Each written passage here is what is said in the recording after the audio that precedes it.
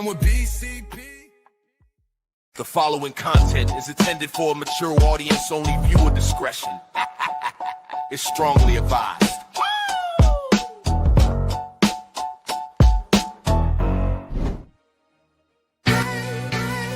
Yeah. To the tune of OPP, minority by nature. No time for idle chitter chat and petty iterations. Teaming to me exponentially like I'm Barack's inauguration. Erratic calculations, nah, I runs the infinite. Only way I slow me down is with some calcing by a limit. They might no longer show the work to answer self-evident. Some truth should be proclaimed in the Declaration of Independence. Things not instantaneous can be approximated by adding up our changes till everything integrated. Word to my partners in calculus. Yo, you down with BCP? Yeah, you know me. You down with BCP? Yeah, you know me. Integral, grind exponential. You down with BCP? That's the way we rotate radiannually. You down with BCP? Down with BCP? You down with BCP? You down with BCP? That's the way we do things limitlessly. Yeah, you down with BCP? Yeah, you know me. You down with BCP? Let's blow. Switch the flow. Shift the tempo.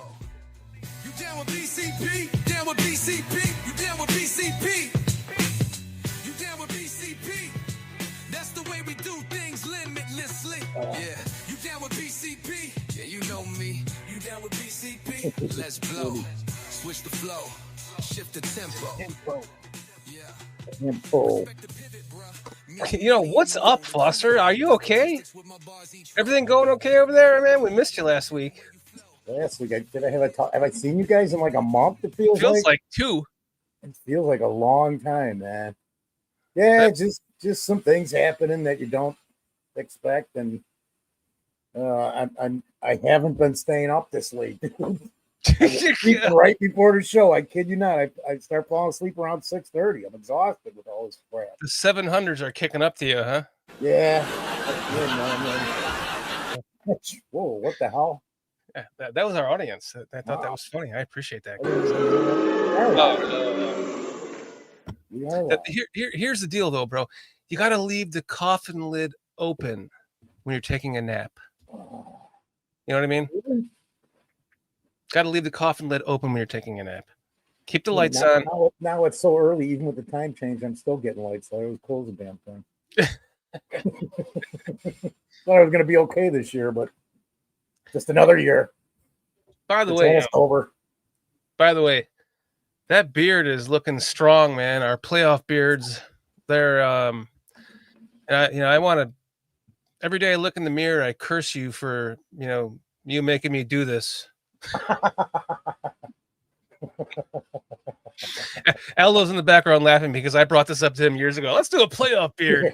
No, it's like today I had to put conditioner in it and fucking dandruff shampoo so I don't look like Tooch with beard dander all over my shirt on a show. You did that, and I just took the air chuck out and blew air through it to clean it, and all the shit comes flying out. You gotta run a comb through that shit though, bro. I tried. There's still a little pick in there somewhere or something. I don't know where. Down here somewhere. I think they're first. Just get like they're plowing down here or whatever it is to get plowing. Yeah. They're gonna grow crops down here, man. Yeah, you're gonna see corn coming out of there soon. But it's looking. By the time we get to, so I almost thought about getting rid of this, just trimming it last week. If we went 4-4, I was done. I wasn't hacking. Although he just, I don't know, man. It took him 2 years to do this, and I'm just gonna quit. 4-4 is good. Yeah, it's over. We're not making the playoffs. We're not doing crap. That's all right. Like, just gonna, let Foster do it again this year. We'll see how big that thing gets. Every time I wake up in the morning, I look at myself in the mirror, and it's just like, because it's like rolling around on my pillow. I'm like, oh, geez, what am I doing to myself? Don't go out in public. But then I see people that comb this over my face. Yeah, no shit. You were literally Santa Claus by December last year. Yeah. But I mean, can we admit that once we're out of the playoffs, we can get rid of it? Well, we're not going to keep this going for years, right? No. I don't want a ZZ Top. If you remember last year, I think I shaved it on the show after the last game of the season because I said I can't do this anymore. Yeah, I'm there with you. So So end of season, is that the deal? that's what I did. I All right, I we're gonna literally waited until after the show, after the Bears' last game is when I said, damn, okay, this is I gonna can't suck. do But this. I'm gonna do everything man. I'm gonna do everything I can to keep this up and make it look manageable. And so after the last game of the season, if we don't make the playoffs, it's coming off. We'll shave it off together, just like we did on the show where we shaved it off to begin with. So let's get to chat so we can get our guests in here. We've got a fucking amazing show tonight. The Podfather himself, Aldo Gandia, is going to be joining us in a moment, and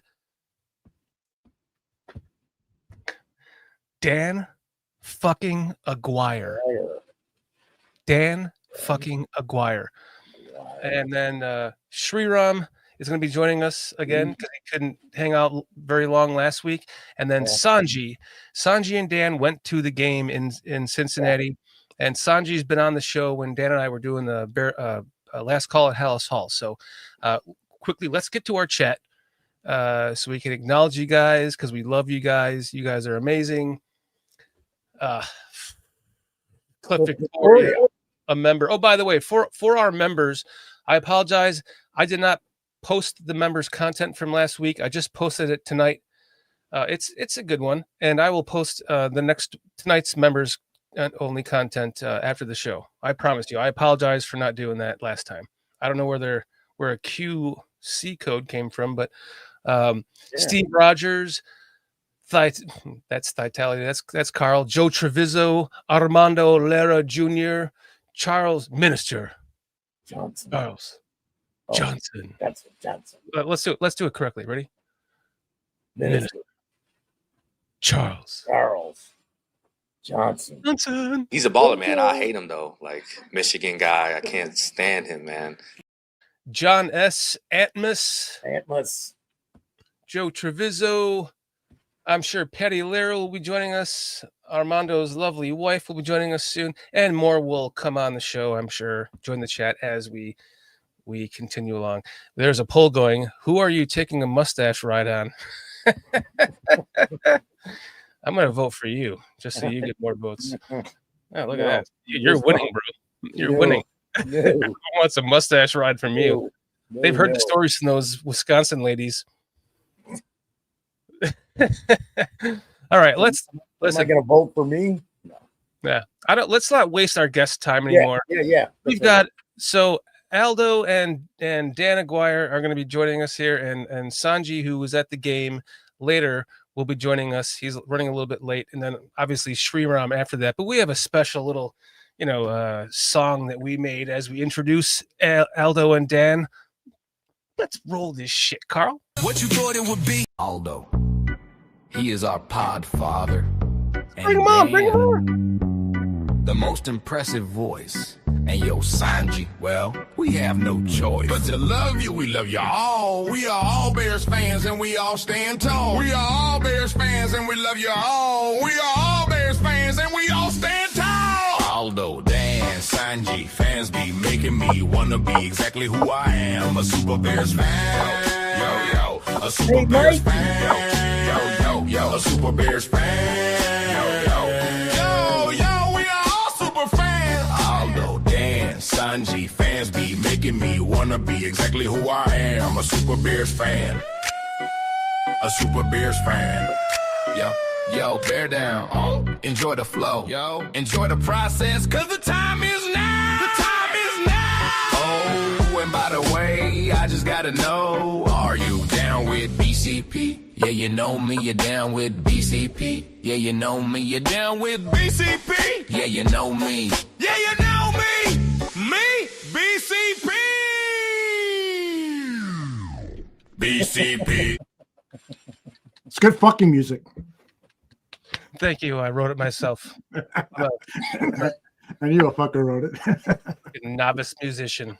Oh, no, I did write the lyrics. I know you write the lyrics too, right? Yeah. You better, or else you're faking it. Yeah. So, when I do the AI music stuff, sometimes I'll let AI come up with the first version of the song, and then I'll go in and rewrite the lyrics, just to get started. And sometimes I do it from scratch, depending on how much time I got. Right. You guys are looking awesome. Is that Dan Aguire up there? Is he in studio? Look at all those handsome fuckers in that picture of his. What's up, Dan? Yeah. You know, that photo was taken 3 years ago today at the Dolphins game, November 6th of 2022. Oh, this guy is unbelievable. Hey, by the way, I hope you all are prepared to have those beers until February when the Bears win the Super Bowl. Come on, motherfuckers, let's go. You are damn right. If they make the playoffs, we can do whatever we want with our beards. Thankfully, no one's ever suggested growing a playoff beard for your balls. Oh, I thought that's what we were doing too, Shorty. I thought it was all combined. Wait, doesn't everyone have doesn't everyone have ZZ Top balls? I don't. If the scrotty fits, that's what I say. If I just go like this, I can't. You know, I just turned 45, and I got an email today that was like, "Hey, you better go get your ass played with. You could have fucking ass cancer now." So it's like, oh my goodness, it begins. Wild. Old man stuff starts right now, I guess. Bro, I had mine at 45 too, and I'm telling you, it's when they inflate your colon with the air, it is probably the most painful thing I have ever been through, and they will not let you leave until you can fart. Oh. And it is, I could not fart to save my life. And I finally did. And they were like, it was like one of those places where they were done at like 5 o'clock or something. It wasn't a hospital. So like, well, if you can't fart, we have to send you to the hospital. I'm like, are you fucking kidding me? I finally got it out though. But then it was just, I don't want to ruin it for you. It's going to be an enjoyable experience for you, and just, ride it out, buddy. I'm just going to put it off until next year. And then I might say it again. Hey, don't be Eric Dickerson, bro. Eric Dickerson. Or sorry. Who's the ESPN guy? Randy Moss got sick. Don't be Jeff Dickerson, man. Oh, Jeff Dickerson. Yeah, he died. My favorite. He was my favorite. Yeah. Yeah, he was good. Yeah, he was great. I love Jeff Dickerson. I was really bummed. I still am really bummed. Not to change the subject, because please do though. JD's death is terrible and all, but based upon Sunday, you guessed it, I have a Colston Loveland jersey coming my way. Nice. Yeah, I mean, that has to be. It was my wife's first game ever. You know, it was my first win as a Bears fan on the road. They were previously 0-6 with me there. So I thought, even if it's just like an aberration and that's like the one game, like Cap Bozo with the sod against the Jets, and that's the only game you can think of with Cap Bozo. It's like, I have that memory now forever. And that jersey kind of just authenticates that. I knew your luck would change once you left me for Nikki. No shit, right? You finally got about, although it immediately changed. So, by the way, Aldo, I want to thank you for your generous $10 super chat. Yeah. Can I get my money back if I didn't like the song? Thanks, man. I liked it, so we're good. Yeah, I'm glad you did. I tried to tailor it to Dan's metal side, but I couldn't make it work. So I'm sure Dan didn't like it, but no, it was fine. It was fun. I'm telling you, it's good fucking music, man. Fine. Guys, we have our Sriram is hanging out in the back. Should we bring him on too? Don't forget about the song, by the way. I should stand up for this. Sriram Parthasarathy. We talking about Sriram. We talking to Sriram. It's been a long time, baby. Sriram Parthasarathy. Oh shit. It was a pleasure the last time that you joined us on the show, yo, Sriram. Our good friend Sriram, we want to thank you for joining us once again, but we gotta know, you down with BCP? I know you are. You down with BCP? Yeah, you know me. Ooh.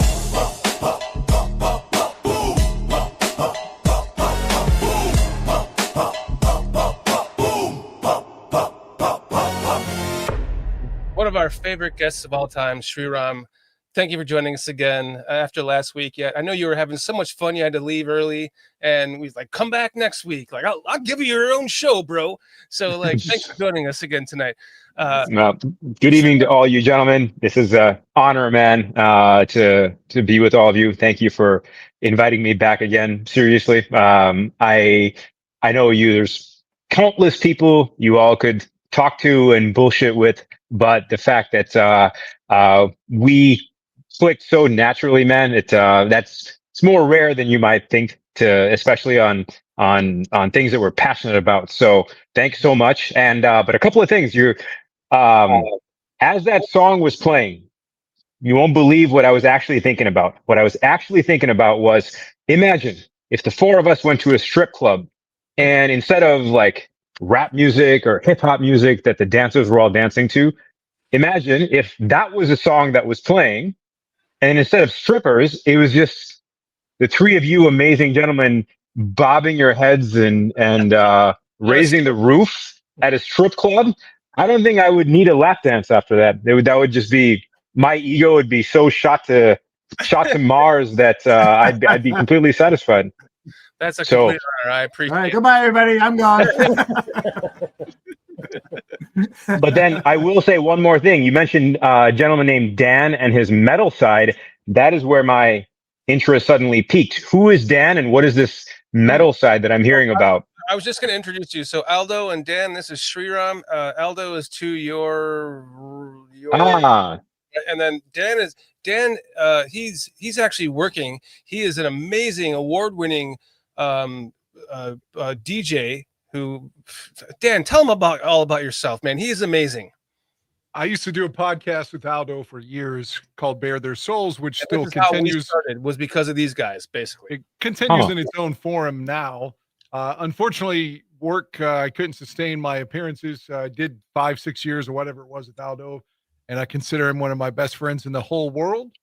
And I love the guy and miss the guy. And Aldo, I'm here to blow you.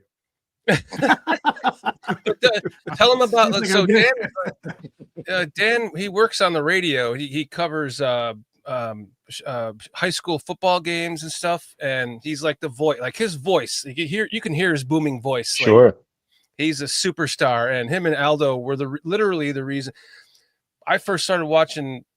My first Bears podcast ever was Aldo and Dan, and on the Bare Their Souls show, and just absolutely fell in love with it. I watched, like, I could care less if it was live. I was working from home, so I'm listening to these guys, and the fact that they're even my friends right now is, to me, just like I'm starstruck. Still I'm starstruck because these two guys are really important for not only me but Foster and everyone in the chat here too. Everyone knows these guys and they love them, and including Sonny, who's going to join us, Sanji, in a second. He became friends with Dan because of that, and it's just. It's really special to have all you guys on tonight, man, because every one of you are either a mentor or just a great, great, great friend of the show. And it's just an honor to have you guys. Thank you. I can give you a small anecdote real quickly. Please do. Last night, I had, again, my wife and I were dating during the Wanstead era, and then we got back together, thankfully, and got married, last year. So she missed a lot of Bears football. And, so given the onside kick against Cincinnati, it made me think of the Browns game in 2001. So I made her come. Well, I shouldn't say made her. I asked her to watch, just humor me, watch how the Bears defeated Cleveland, ultimately with Mike Brown in 2001. We got the onside kick, the Hail Mary to James Allen. And I thought for just a split second, the game was November 4th, 2001. 2 weeks later, Caleb Williams would be born. Yeah. Amazing. On November 18th of 01, I was like, man, but it also reaffirmed my position. I'm wearing a Caleb, the orange jersey right now. And I've been on his side since he got drafted, but man, he's not even 24 yet. So when I hear people say like, oh, he's a bust, he's never going to improve his accuracy, he's not this, he's a fucking kid. He's 23. And that pass to Loveland the other day, I'm fucking loyal no matter what happens at this point. Thank you, Caleb Williams, and thank you, God, for that win, because otherwise that was going to be one of the worst losses of all time. so glad that I get to hear you say that because, like, I haven't heard you talk about Caleb Williams yet, and I love it. Just bringing tears in my eyes. Let's go. He's going to be 24, man. Come on. Dan is an atheist, and he just said, "Thank God." Hey, I will subscribe to any higher power that leads us to a Super Bowl win in February. You remember I once said I would blow Aaron Rodgers for it, so that's right. That's what got me notoriety. So now it's not blowjobs. Now it's just faith. I'll acquire some faith if we can win the Super Bowl. And why not? I keep hearing people say, the Bears, they're not good. They're not good. Mm-hmm. And you never take any win for granted. But if they can get past the Giants, they're going to be 6-3. Why not? Why not? You can win the division. Come on, man. Let's you got to have hope. We could be winning the division, leading the division after this week. And we should have beaten Minnesota in week 1. I don't know. Everyone's like, they're going to lose in whatever the fuck that stadium's called. They're definitely going to lose next week. Why? We should have beaten them in week 1. In fact, we owe them in week 11. So I say we're going to win in week 11. I don't know about week 10. These trap games scare me, like the Saints game a month ago. But, if you get you could be 7-3. 7-3, and then the nemesis of Aaron Rodgers comes back to Soldier Field, and I don't know what to say about that. But we're in it. We're in it. Now, would it be Chicago Bears-esque to suddenly go on a big losing streak? Of course it would. But Coach Johnson has said this isn't the same old Bears, right? And that when he got there, the team was known around the league as being crumbling under pressure in close games. Well, maybe we reversed all of that. Maybe we can win. And, teams come out of nowhere and win. See the 07 Giants. They were like 9-7 and beat the Patriots, unbeaten Patriots in the Super Bowl. Come on, man. It happens. I believe. What do you guys think? Foster, what are your thoughts on what's going on right now? Hey, before the Baltimore game, I looked at the thing and I said the Giants scared me more out of all those teams because Lamar wasn't playing, and just with Dart and what they've got going on with the defense and everything, they scared me more than Baltimore did. So, like we can win this game. I think we got most of us picked us to win this game at the beginning of the year. So. It's a winnable game, man. We should win. We just should win. Period. We should, but the Giants are always one of those teams that just kind of, I don't know. They kind of scare me, kind of like what you were saying, Dan. Kind of scares me. The Giants. I don't know why. It's just one of those games that kind of goes either way or mostly not our way. I don't know. It seems like these are the games the Bears end up losing in the past. Yeah. The game they're supposed to win, i.e. that Saints game in week 7, but maybe there's a turn.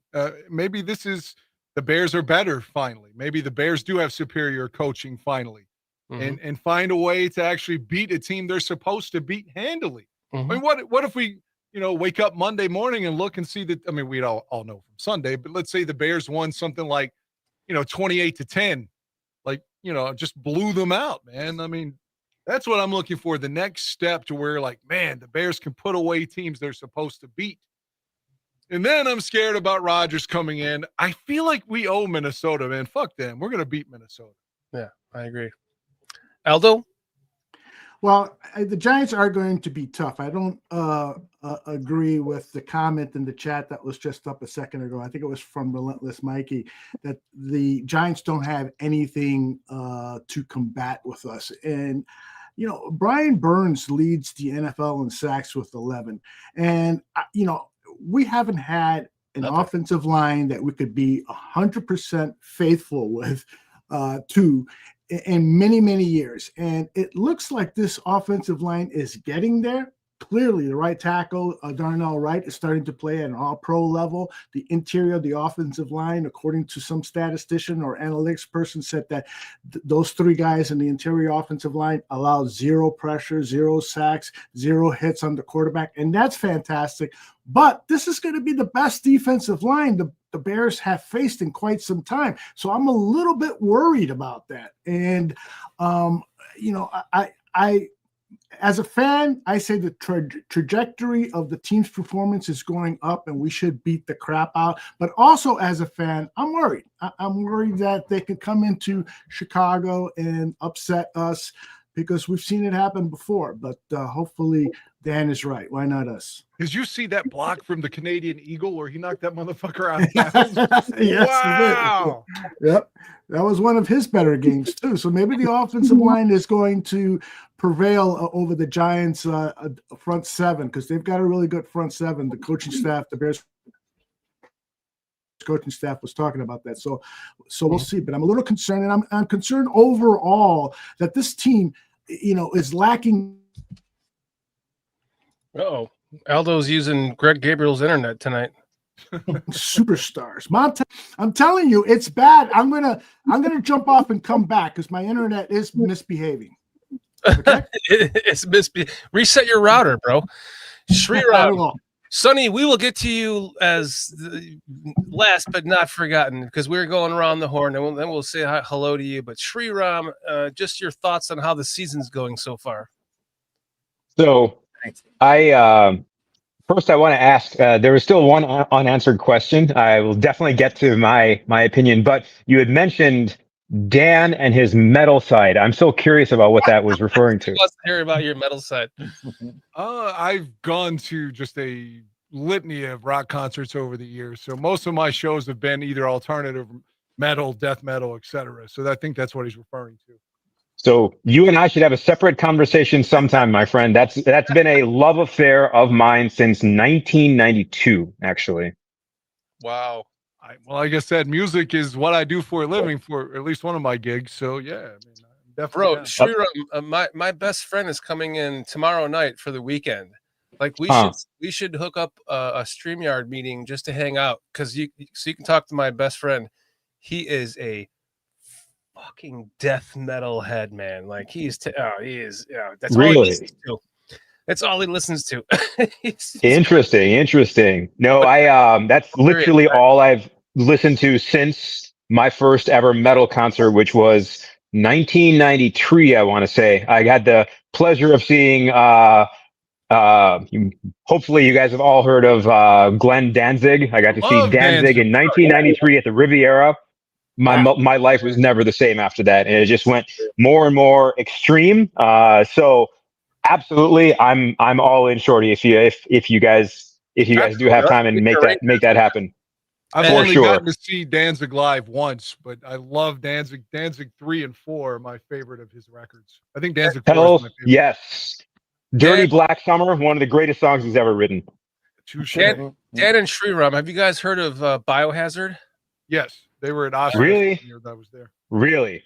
Yeah. So you know what the hell is going on now, right? That they got back together. They released a new album. I hope you are aware. And what the hell? How the hell can you bring up Biohazard and not know this? This all happened in the past 2 months, man. Wow, I'm sorry. I haven't listened to them since the 90s, bro.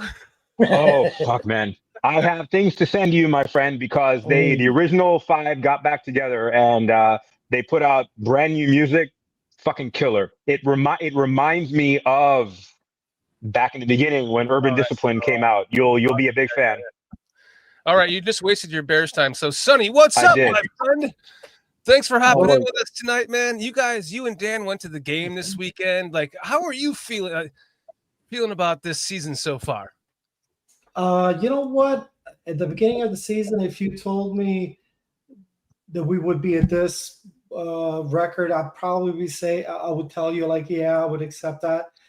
And I mean that, like, week 1, I would say we would beat Minnesota, but then I would have never guessed that we would have beat Bengals with, at that time, Joe Burrow, what I thought at the beginning of the season. So I think we're kind of right on point where we're supposed to be. Obviously, it would have been good to get that week 1 win. Well, Sanjay, let me ask you this, though. You were at the game in week 2 at Ford Field. When you're leaving Detroit on Sunday, September, whatever that day was, did you think there was any hope for the Bears to be 5-3 after that 0-2, just devastating loss to Detroit? Did you think the Bears were going to come back from that and be 5-3? No, not that. Initial reaction was no.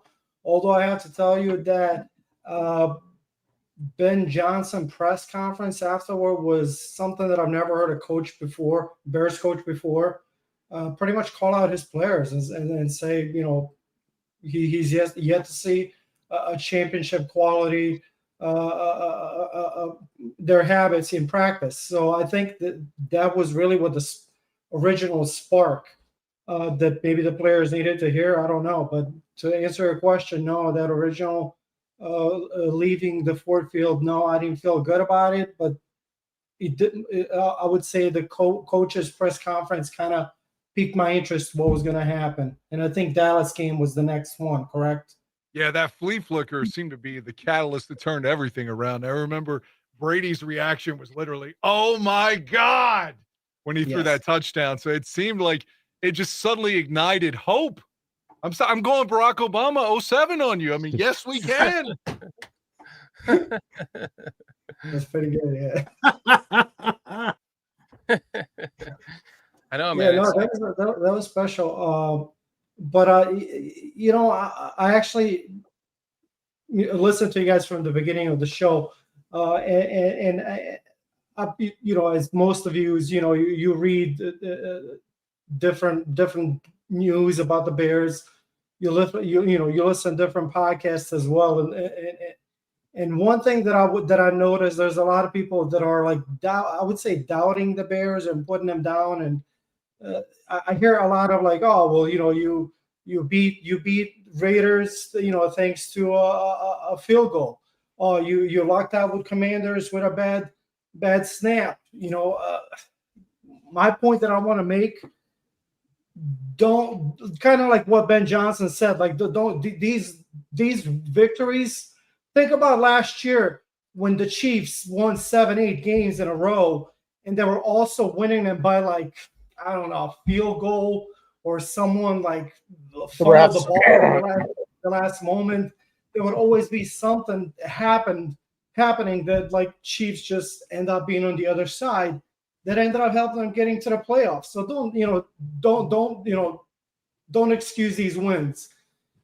These wins, as I think we all agree, this is the Ben Johnson effect on some level because we don't win these games at all last year.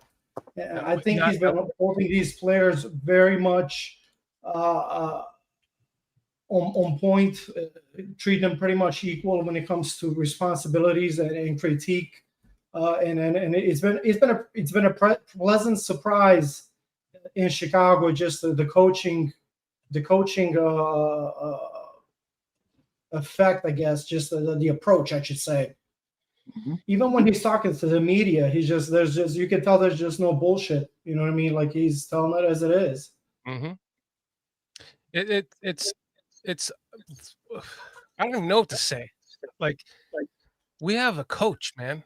We have a fucking coach, guys. Like the blind squirrel finally got the nut. It finally got the nut, right, Aldo? I agree. I mean, it was due to happen. They've changed coaches too many times that eventually they were going to hit on one. And this really was kind of a no-brainer. Of all the coaches that were available in this offseason, if Ryan Poles would have screwed this up, getting Ben Johnson, I mean, that would have been the biggest mistake of his career, and that contract of his would not have been extended because the offseason, this past offseason, there was only one mission, and that was sign Ben Johnson. And then after that, get out of his way and let him do his thing. Could I give you all some context, too, from the stadium? And maybe Sanjin can back me up on this, but we were in different sections. So perhaps he had a different perspective, but like I said, it was my wife's first Bears game. She said to me, she goes, I expected people to be looking at us and saying, look at the Bear fans right there. Look at those two. And she goes, my God, at least half the stadium's Bear fans. Nice. And I don't know what the final attendance numbers was. I'm guessing 50, 60,000. Mm-hmm. And it felt like it was 50, 55% Bear fans.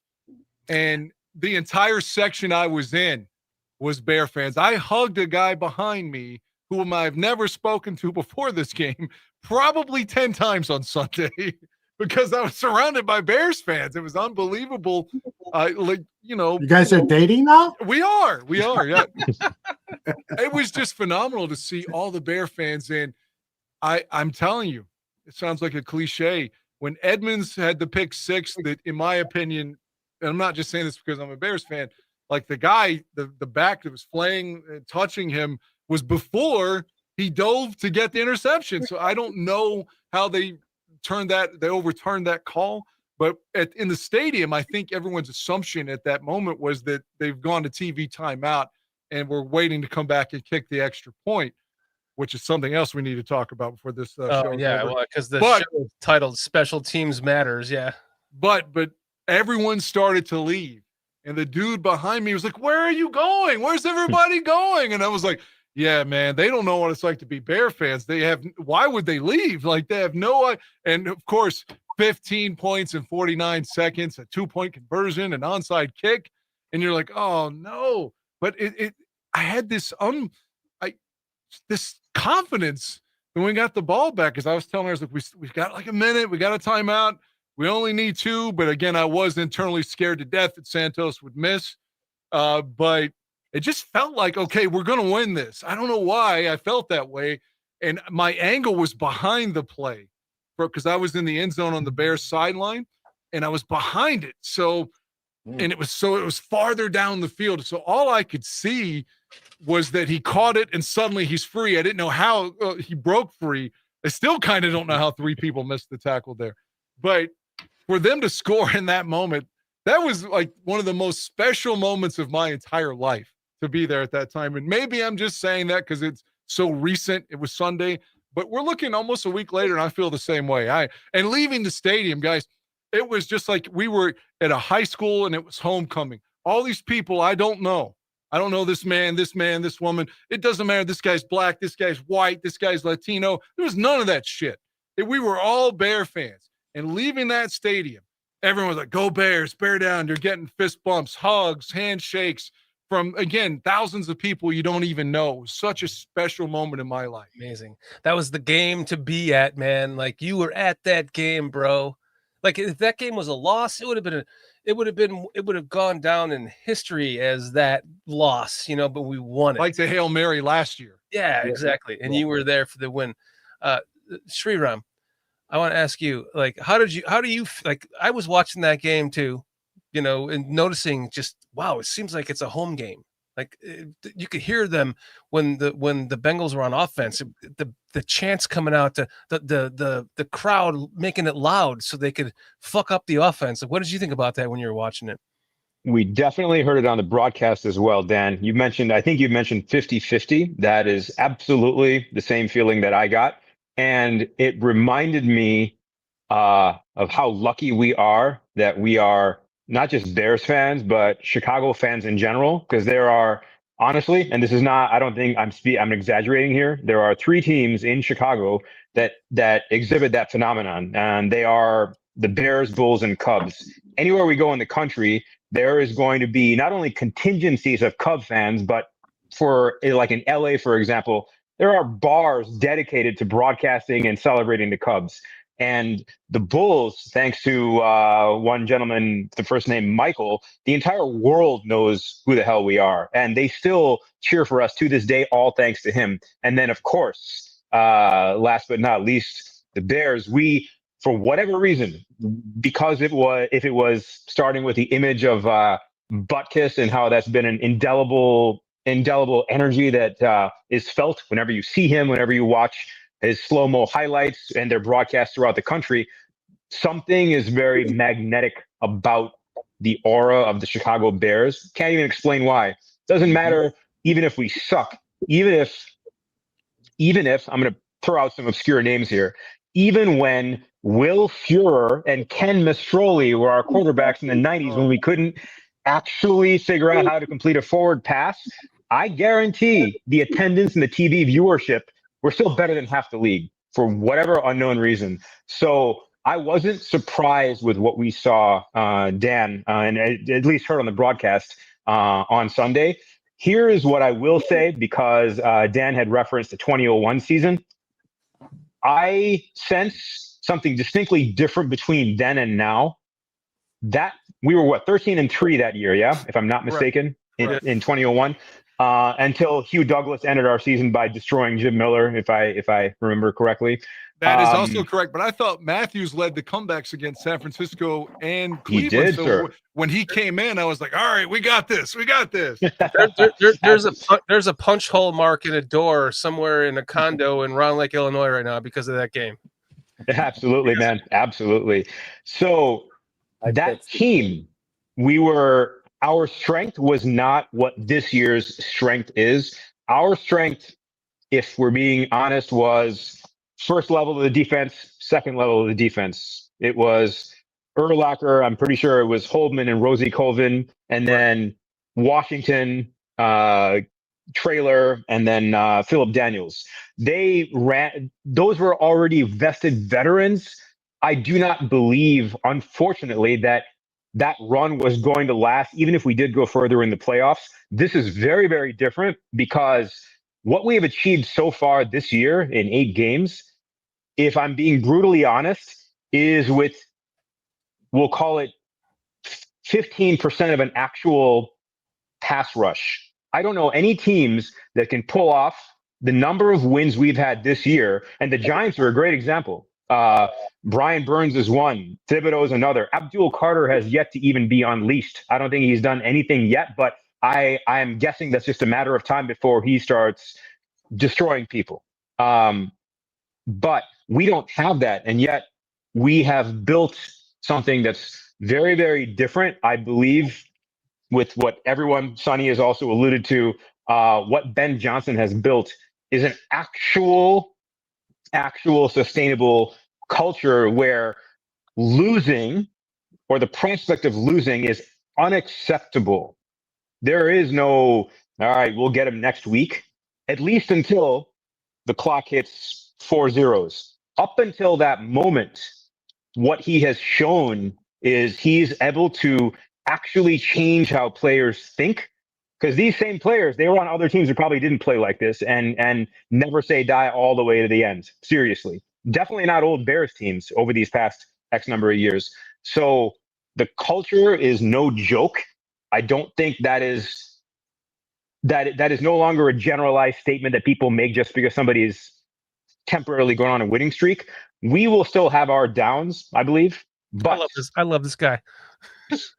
Linear progress is linear progress in the real world is never linear. It's actually upwards, downwards, but still at kind of like a 35, 45 degree angle.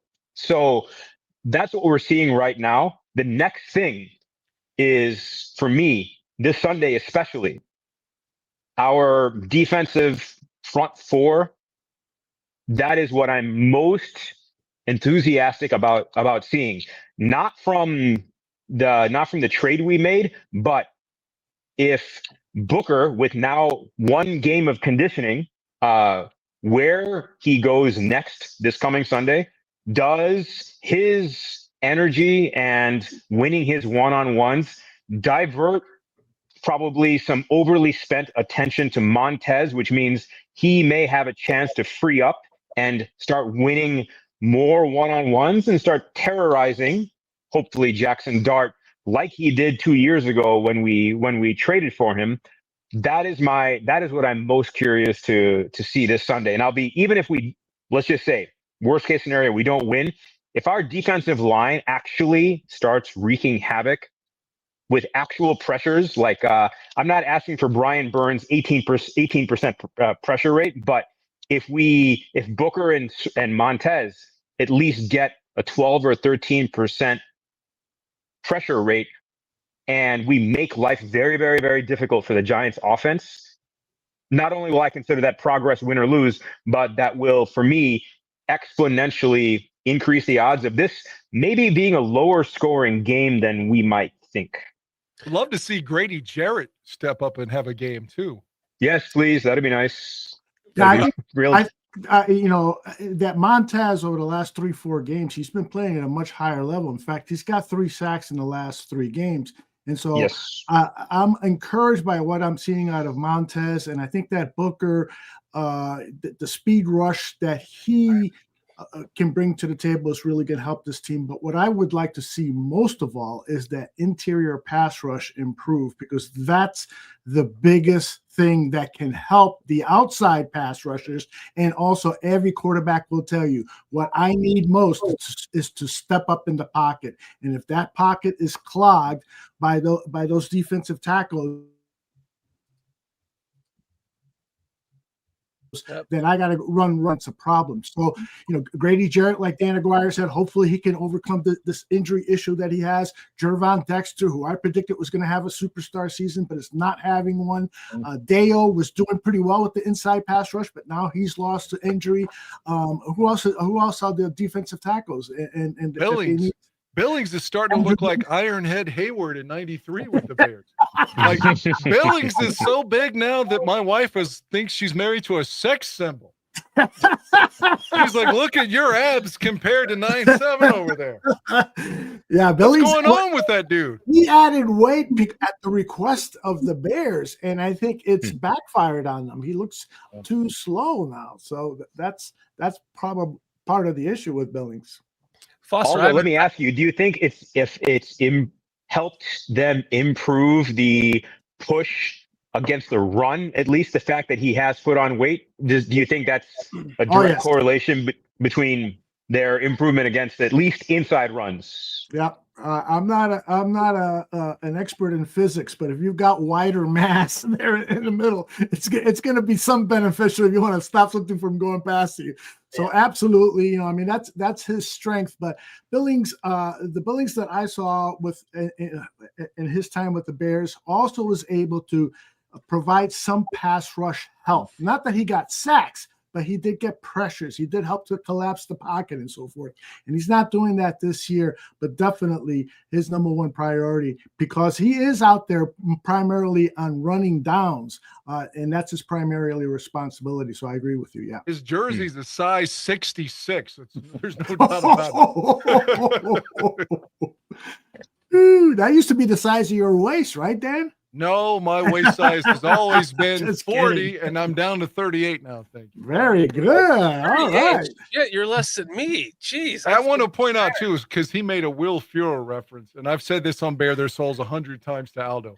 I still think out of all these quarterbacks, all these years going back to Jim McMahon, the worst quarterback I've ever seen with the Bears still remains Steve Stenstrom. Steve Stenstrom, wherever you are, sir, I wish you well, but motherfucker, you are a terrible player. Dan, my dear friend, Jonathan Quinn would like a word, I think. Oh, you Quinn. Yeah, Quinn. And, Buffon, John Buffon has a Rick Meyer jersey from 97. And right. You think about this, the Bears gave up a number 1 draft pick to Seattle for Rick Meyer, who was rookie of the year in 93 as a Seahawk. Yeah, he threw 0 touchdowns as a Bear. They gave up a number 1 draft pick for a guy that didn't even throw a single touchdown. So he might be the worst. If you tried to give that jersey away to Goodwill, they'd be like, nope, we don't want it. He has it. Dan, I have a revisionist history question for you. If Wanstead, I'm guessing that was Wanstead who pushed McCaskey would have been making the personnel decisions back then, yeah? Like in 93, 94? What was his name? Mark Hatley, I think it was. Oh. I thought Hatley was like 97. I could be wrong. Well, that's when Meyer got traded. Eric Kramer broke his neck in week 4 in 96 in the Silverdome, and then they didn't think he'd come back. Hence that trade with Rick Meyer before the 97 season. That's right. You are correct. So let me ask you, if that trade didn't happen, a historian fucking conversation for the next half hour. I love it. I'm sorry, I don't mean to take over the show. No, you guys are like right on with each other. You're just as historian as each other. I love it. It means we're old as shit, is what it means. It does. But what's your question? Aldo and I both love. Yeah, my question for you was: do you think that was Mr. Wanstead's downfall? Had they not pulled that trade and just stuck with I don't know if Steve Walsh was still on the team then, or if they just Walsh was gone in 96. I don't know why. I guess he just thought he could play somewhere else after not singled down in 95. But to answer your question, I think I understand the question. I think what really hurt that team, because I like the Brian Cox acquisition leading into 96 to help the defense, because the defense was so poor in 95 despite the offense. So I think the downfall of the Wani era was letting Jeff Graham leave for nothing. You brought back Conway, but if you have Conway and Graham, and then Rashawn Salam had such a good rookie year, and then so Salam falls off the face of the earth, and then Raymond Harris gets hurt too. So suddenly you've got a strength of running the ball that you don't have anymore at all, and you let your second best wide receiver go, also your punt returner, and Jeff Graham. I think if they keep Graham and if Salam continues to improve, and Kramer's healthy, maybe that's it. With Cox, it should have been better on defense. I think that was the biggest move, though, was not bringing back Jeff Graham. I really do. Interesting. So Chris Penn was a big drop off then, in your opinion. I do believe so. I mean, Jeff Graham was having 1,000 yards. Yeah, he was 94-5. That was the first time in Bears history 2 1,000-yard receivers, right? In 95, I think. First, I do believe so. And then Marty Booker got it in 01 and 2 as well. That's right. Sriram, that was the year that I worked for the Bears. I had what? So I worked for a company that had it was a copy company that had like the copy machines, and they supplied the copy machines for the Bears. So I got literally a 1995 field pass and 96. Love that logo. Amazing. So this means my signature is behind the tape. This means I got to go into the locker room on the field. I was in the press box for every home game. The only downfall was I had to run off the copies with like 5 minutes to go in each quarter and like staple them all together and hand them out to Andrea Kramer and Jeff, whoever else was. God, I can't think of all the people that are like long gone by now. But I was literally sitting in the press box and I couldn't cheer. They fed us food. No alcohol, but drinks and, Subway sandwiches and all kinds of stuff. And then we could just sit there and we just couldn't cheer. But I spent 2 weeks in Platteville with the team and stayed in the dorm room with them, ate all my meals with them. You had to be stunned by the lack of penis size on Todd Sauerbrunn. Totally stunned. I got to stand on the sideline, and I almost had my knees taken up by Jeremy Lincoln tackling. I think it was Graham. Jeremy Lincoln was tackling Graham. I had to jump out of the way because I was right on the sideline. Jump out of the way in practice and training camp to have my knees taken out. I was hanging out in the tent with Chris Zorich and shit. It was amazing. So, you lucky bastard, man. You lucky bastard. What was it like the first time you actually walked on Soldier Field grass? Was it as daunting as I imagined that it could be? Dauntingly surreal? Yeah. Like, where the hell am I? Is this heaven type of feeling? The second time I did was when we made a GoFundMe to bring Chris Watson, and because of that, they allowed us to go on the field and wave the flag, man. And that field was different. That was a new field. It was totally different. But no, when I was at the game, going to the stadium, it was the old Soldier Field. So it was like the fucking cement with, that shitty ass, like old school, like 4-inch or like half-inch grass that was on top of it, on top of cement. It was awful. But I got to go in the locker room. I walked in the locker room. I'm like, I look around. There's just a bunch of fucking dicks swinging everywhere. I'm like, nope, I don't want to be here. I turn around. Dave Wanstead's like towering over me at like 6'7" or whatever the fuck he is. And he looks at me, I look at him, and he's like, "What are you doing here, kid?" I'm like, I show him that badge. I'm like, "I'm part of the media." He's like, "What media are you with?" I'm like, I don't know. He's like, "Get out of here." I'm like, I'm out of here. And when I walked out, it was the game that Eric Kramer was. He lost to the Lions that game. I think I remember that game. He was sitting in the hallway outside of the locker room with his knees sitting down up against the wall with his knees up, and he had his helmet still on, and he was just like cradling himself, just like fuck. And I remember walking out after once and said, "Get the fuck out of here." And I saw him. I was just like, man, I feel so bad for you. That's a great. What a great guy too, man. What the hell he's persevered and come back from. He's been on the fucking show inspiring. He was on the fact about Kramer, maybe not so fun, but the only time he actually ever beat Detroit as a Bear was in '98 when we trailed 27-10 going into the fourth quarter and came back to win 31-27 with the Kramer quarterback sneak. Edgar Bennett threw a touchdown that day to Fabian Bones, if I remember correctly. Ooh, yes. The Bears won Right. 31-27. And by the way, I know I'm bouncing around. Aldo and I, if you're curious, back in the day, we had Eric Kramer on for like 2 hours talking football, talking his suicide attempt, talking life. I'm so goddamn envious, man. That's It was so one of the amazing best- that you got it. Yeah, it was one of the best. I think it was the best show that Aldo and I did together. I mean, he may I bet. think differently, but Yeah, I bought his book and read it before I brought him on the show, and he really appreciated that because we got to talk about it. The first show was pretty. He was on twice. The first show was pretty much about his book, and the second one was more about football and stuff. Life, and he even talked about that story. He told us, we got it on tape.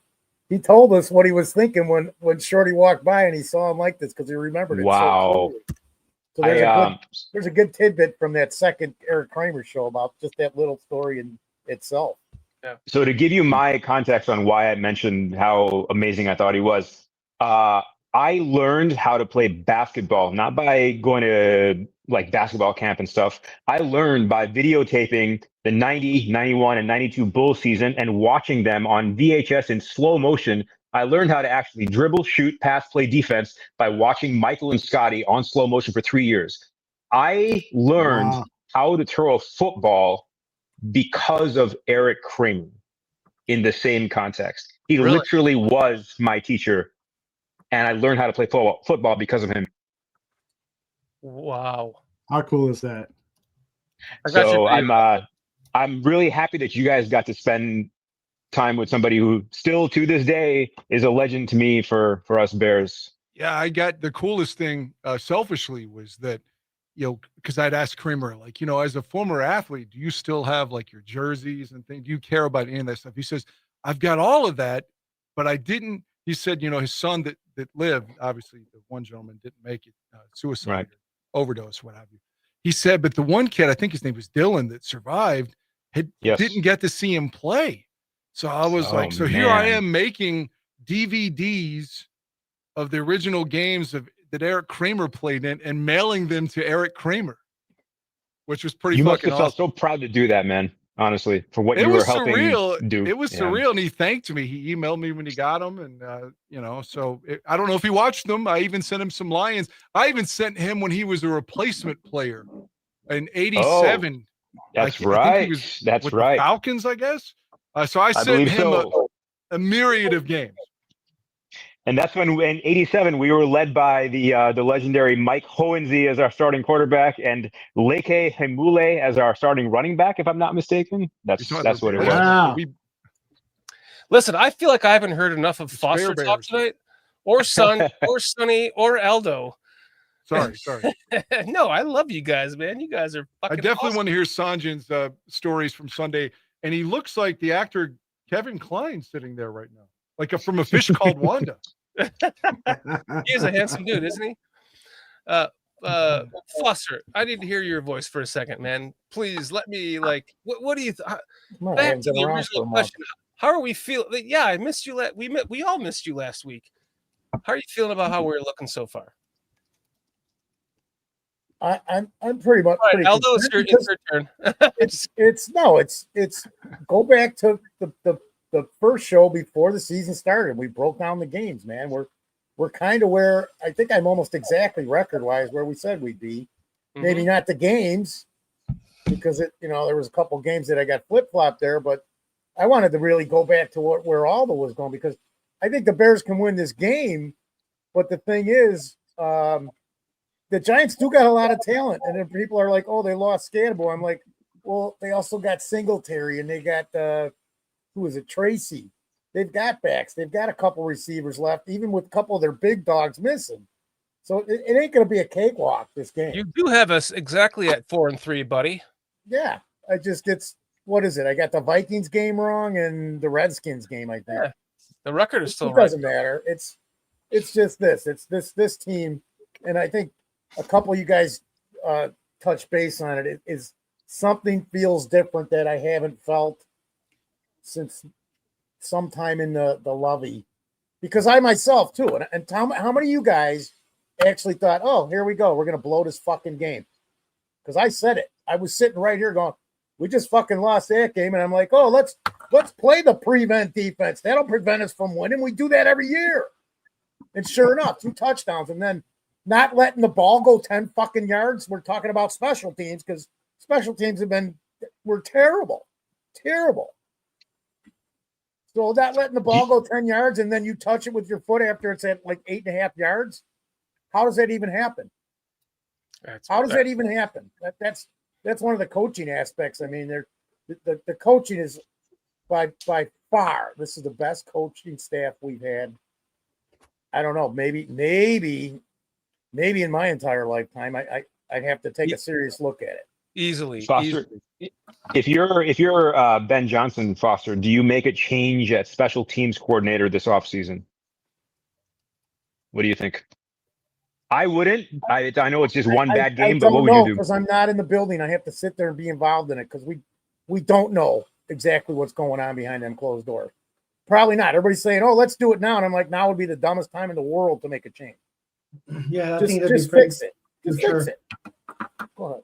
Yeah, go ahead, Sonny. Sonny. No, that'd be pretty premature to try to get rid of him now.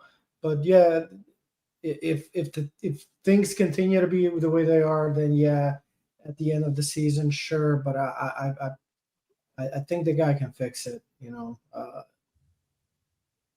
it's been pretty bad. Just like Greg Gabriel said on your show, Aldo. You know, he's involved in both sides of offense and defense. You're not just going to replace him in the middle of the season. Yeah, and expects you'd have to replace him with someone that's already on the team that you elevate, right, Aldo? Right. Yeah, if they're going to make a change at coordinator, it'll be after the season. You know, I listened to Hightower's press conference today. I actually kind of started feeling sorry for him as much as I've called for him to be fired. Because I think, you know, he knows what he's doing. He's just not getting through to these. Every time he starts talking, he's got that so Greg on that Gabriel. You have the Greg Gabriel internet. Oh, going, bro. Is it messing up again? Yeah, you keep cutting out. Let me try one thing. I'll be right back. Nice. I can talk another half an hour. While he's doing that, real quick for you guys, you know, mentioning the Foster mentioned the new coaching staff, and you know, doesn't it feel, since we kind of have, I don't want to call it the new, as you said, the new culture, but like, I don't know, when they challenged that stupid when Bengals made that challenge to try to get the ball back because they thought it went into the end zone and then we win the touchdown. Man, don't tell me you didn't think of John Fox. Oh, I did. None of us thought that was going to work out in our favor, man. That was crazy. Are we on the right side? Are we on the right side now? Man, I swear to God, that was the first thing that was in my mind. The coolest thing I want to say, I don't mean to interrupt you, Sanjin. I just want to point out, how old is the young man you had with you at the game? He was 11 years old. He's 11 years old, wearing his Caleb Williams jersey, and he was at that game. That guy, if he lives to be 75, will be a Bears fan for life because you took him to that fucking game, bro. So awesome. Yeah, and I sent Aldo a TikTok. I don't know, Shorty, if Aldo ever sent it to you. Man, but there's a TikTok. It's like a couple Bears families. They're all watching the game, and it's at least 5-6 kids.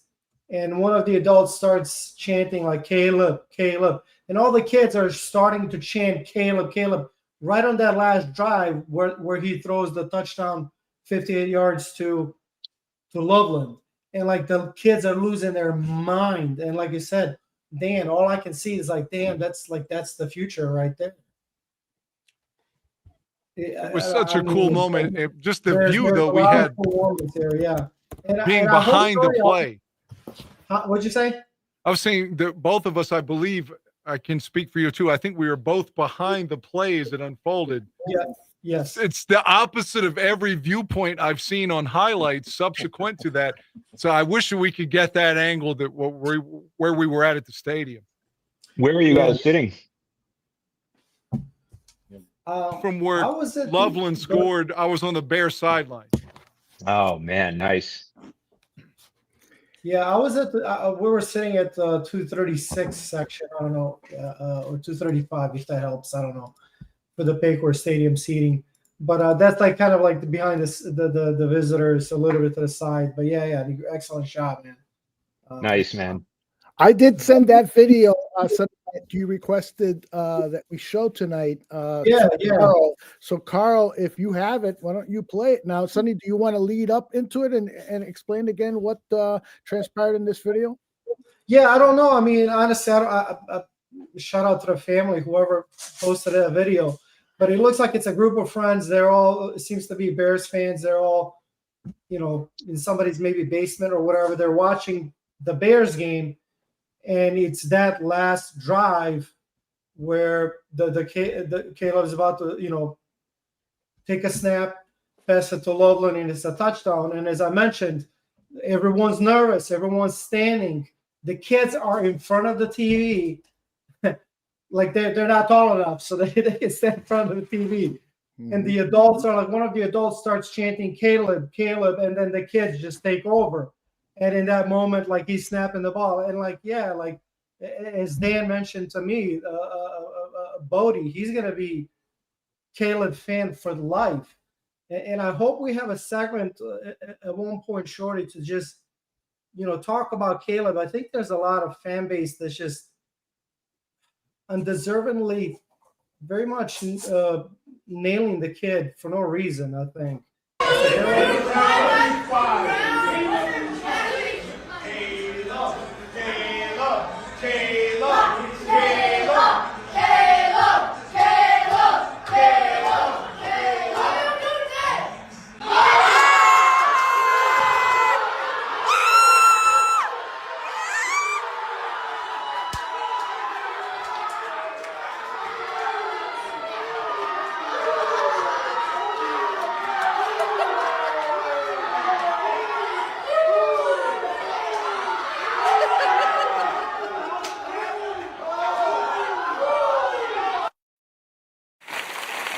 Pretty awesome. Yeah, that's the future nice right there. Sonny. I mean, how many times did we talk on the show about the mistakes that this franchise is making? I swear to God, there was a time where I felt bad because Bodie, the moment he kind of started understanding football, I started introducing Bears to him. And man, I swear to God, I remember that one year. I think it was where we were letting go Mitchell Trubisky. What's his face? The from the Eagles that was here for 1 year. He was also Foles. Yes, I mean it was just like everything was falling apart. I remember like thinking that year, like, damn, like what did I do? Because he was devastated. He was loyal, and it's like I felt bad. I'm like, what did I do? Like I'm traumatizing kid for life for a shitty franchise, man, because he was taking it to heart. But like finally it looks like we have a quarterback that can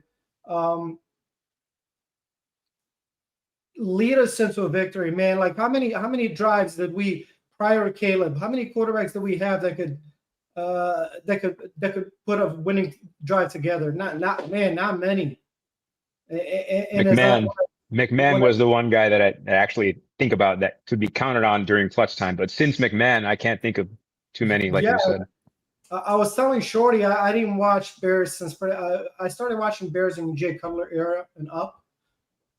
But I don't remember very hardly a Bears quarterback. That's when I started taking Caleb a bit more seriously was last year, week 18, when it's like minute and I don't know what it was, 24 seconds left in Lambeau. I've never seen. You're going to get me erect talking about this game. I've never seen a Bears quarterback drive the field down in Lambeau and put us in a position to kick the winning field goal ever.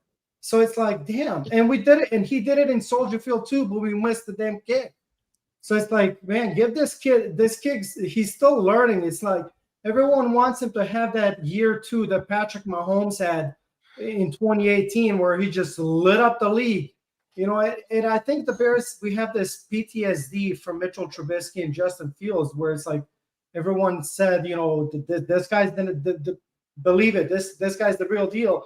So now when things are still not looking mechanically like maybe good all the time, fans are losing. Some fans are losing their mind. But it's like you got to give this kid a chance to grow. They're all wanting that 2018 Mahomes. But let's be real. Mahomes in 2018, his left tackle, I think he was a 3-time Pro Bowler. The right tackle was the same thing. Like, it's like the dude had a stacked squad that's like full of Pro Bowlers. Caleb has like a freaking turnstile left tackle. So it's like you can't expect him to do the same things Mahomes does when he doesn't have the same equipment. So, like, you got to give this kid a chance to grow a little bit more. One thing that Mahomes has that he doesn't have is a dumpy baby diaper ass. Like, every time we watch Mahomes run around, he's just like, he gains 35 yards on a run with a dumpy baby diaper ass. And you're like, how the fuck is he getting away with that? Go ahead, Aldo. No, I was just going to say real quick that Daniken, one of the guys that works over at the bar room, he pointed this out to me, is that Caleb kind of asked for all of this attention and invited the criticism when he's telling, when it gets out that he's texting the new punter, Tory Taylor, you're never going to punt for us. And some of the other braggadocial things that he was a part of. And so he was the one that helped to set these limitations, and so he has to take some responsibility for that too. So I agree with you, Sonny, that many fans are acting irresponsibly with their criticism of Caleb, but Caleb deserves some of the accountability for this as well. Oh, I can agree with you to a certain point, Aldo. Like, but this is exactly what I want. Like, exactly what I wanted out of my quarterback. I want that. He's not cocky. He's not an asshole. Mm-hmm. He's not arrogant. He's confident. Mm-hmm. He's confident in himself, and I think that comes off in the wrong way to some fans, especially when you start talking about he's painting his. I could give a flying fuck if when he wins us a playoff game, I'm going to paint all my nails pink. Do it today. All my disgusting chewed fingernails. Look how bad they look. I'm a fingernail chewer. Jeez. They're gonna be pink when we win a fucking playoff game with him. And you know what we've seen from him? He's clutch. He was clutch 6 times last year. Finally got the win at the end against the Packers. The previous 5 games were not his fault. He brought us back to win the game in the end, and it was the fucking coaching that stopped it from happening. And then we're seeing it this year. He's coming back and winning those games with an actual head coach. And so this, when I had to leave for a second, I wanted to show you guys, like, Aldo, Dan, Sanji, like, you guys don't know. Everyone else in chat knows. I apologize for being repetitive with this, but I've spent when I first moved to Round Lake, Illinois in 1985, I went to the Classic Card and Comics shop, and back then there was stacks of football cards like this in cellophane, like cheap, shitty cellophane. And I had like at one point I had like 10 Joe Montanas and like 8 what's the linebacker for the Giants? Lawrence Taylor rookie cards, and I traded them all in for comic books. I have like I have the first comic book of Teenage Mutant Ninja Turtles because of that shit. But I thought to myself, if I could have just like invested in NBA cards back then, I could possibly have had 10 or 12 or 20 Michael Jordan rookies, and I'd be living on an island right now, not even talking to you guys. And so I thought, like, I'm going to invest money into Caleb's rookie cards because it came down to me to this one thought. Do I believe he is going to retire the best Chicago Bear of all time over Walter? I love you, Walter. I'm sorry, but somebody has to take the torch eventually, and I believe it's going to be Caleb. So I literally spent over $2,000 alone. I spent over $4,000 in Caleb rookie cards. This one alone cost me $2,156 with taxes and everything else, but it is gold plated. It is a number 1 of 5. So Wow. if you have 1 or 5, those are the other most expensive. So this is 1 of 5, and it's looks like Dan Aguire. And you know what game that is, Aldo? The game that you and Foster and I went to. Oh, It's first game. It's wow. It's number 1 of 5. It's a red card against the Titans. It's already worth twice that right now. So here's my point: is that I entirely believe, with all of my heart, that this quarterback is the savior of this team, and he's going to retire with a fucking statue outside of the building, the new building that they build right by you, Aldo. I'm going to be staying in your bathroom and pissing in your or staying in your basement and pissing in your bushes a lot in the coming future, whether you like it or not, my friend.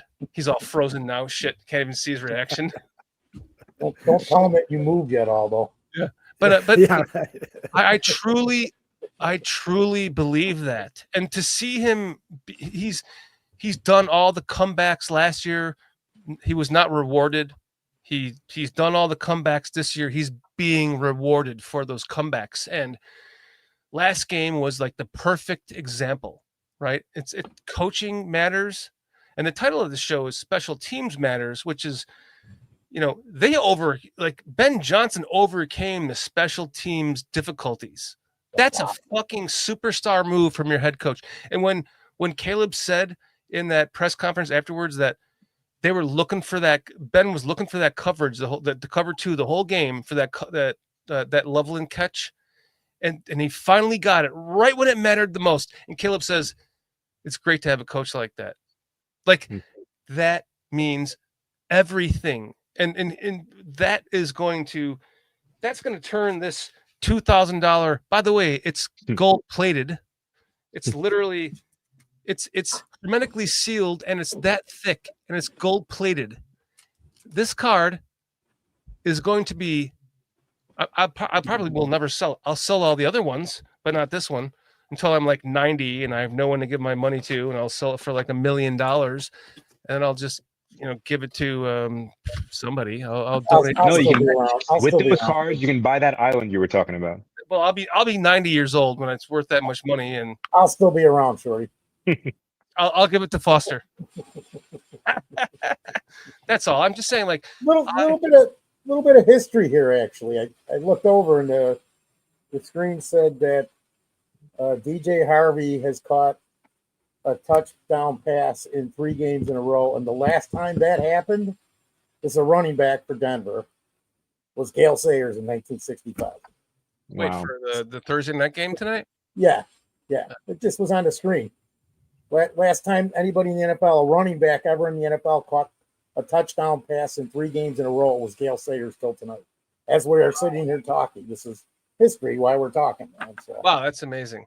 Hey, I'm surprised it wasn't Marshall Faulk as the last person to do that. Very surprised. 3 in a row. Did you all see that Antonio Brown was arrested in Dubai and is being extradited back to the U.S.? I did not see attempted that. murder, man. Wow. Yeah. What? Today? Yesterday? When Today. was this? Schefter shared it 3 hours ago. I'm just behind him. Like, well, Dubai is very strict, man. You don't want to fuck around there. They could call that a murder, attempted murder, and it's not. I'd be actually, other way around, Shorty. He actually fled to Dubai, and he's been there for the past X number of months, if I understand correctly. Because this was earlier this year, he just fled the country after I think he got into a fight at a bar, and then he claimed self-defense. But after they investigated, they seemed to find that he was the we'll call it aggressor or perpetrator. By the time they concluded that investigation, he just left the country, literally safe haven in Dubai. So I think whatever extradition agreements were happening, Dubai finally agreed to send his ass back here, something like that. Wow, that's crazy. Sonny, do you actually have is there a dog underneath that blanket over there, or you have a poltergeist in your house? Well, it could be somebody stoned in the audience. No, that's my daughter sleeping. Oh. Yeah. So, Sorry to call Shorty, your let me. daughter a dog. No, you Shorty, I have good. a You question good. to ask I you. have a cat, so the cat sometimes jumps around too. Yeah. That's why. What's the question, Sriram? Yeah. So it's for you and for actually everybody. And I don't know if Aldo can he still hear us or is he down for the count right now? He's currently out. I think Okay. he's trying to do something So with connection. Gotcha. Well, I'm going to share with you what I noticed this past Sunday with Caleb specifically that was different than potentially what warranted some of the criticism when it was said in a productive and at least semi-respectful and encouraging manner. What I saw what I've noticed at the end of games is when he makes throws that are more accurate in general when he needs to, when it matters, but not when it matters, when it's crunch time, let's say, and when you are literally one mistake and the game's over type of Yeah, that's scenario. the clutch gene. The clutch gene kicks in, right? Correct. What I saw this Sunday, and mind you, I did not watch the all 22 or anything. This is purely just me rewatching the game from the broadcast. What I noticed was those same throws that he has been making during crunch time, those same types of throws, whether it's middle of the field, finding a soft spot in the zone, or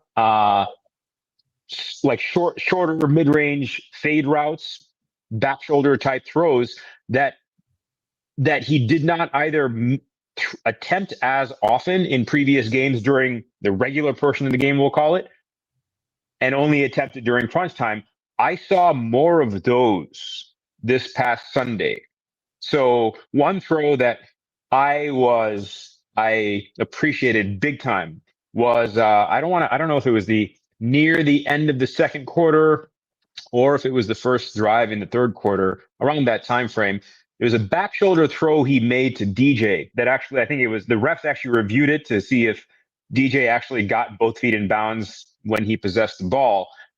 That throw was not a throw that I had seen him make during the regular context of a game from the pocket. As far back as I can remember, I always saw him make wonderful throws like that last drive of the fourth quarter when they needed to get 50 yards down the field in 35 seconds type of thing. I saw that during the regular part of the game. This time, throws like that, more throws to the middle of the field, whether it was Colston, mainly Colston, middle of the field, during first, second, third quarters that I did not see in previous weeks. So from my perspective, even if we lost this game, what I saw from him was very different. I saw a marked improvement where in previous weeks, those throws might have been, we'll call it, inaccurate. I saw something different this past Sunday for that. I wanted to ask what you all thought about that. 100% agree. Dan, you want to take it? Who goes next? Foster? Who's talked less in the last 5 minutes? No, I'm laughing because 100% agree, and I get it, man, because I do agree too. I've noticed just little things that weren't the same even at the end of last season, or 5 weeks ago, 6 weeks ago, for that matter. It's the small progression, and again, like Dan mentioned, the guy's 22, 23 years old. How could you even think of like some of these?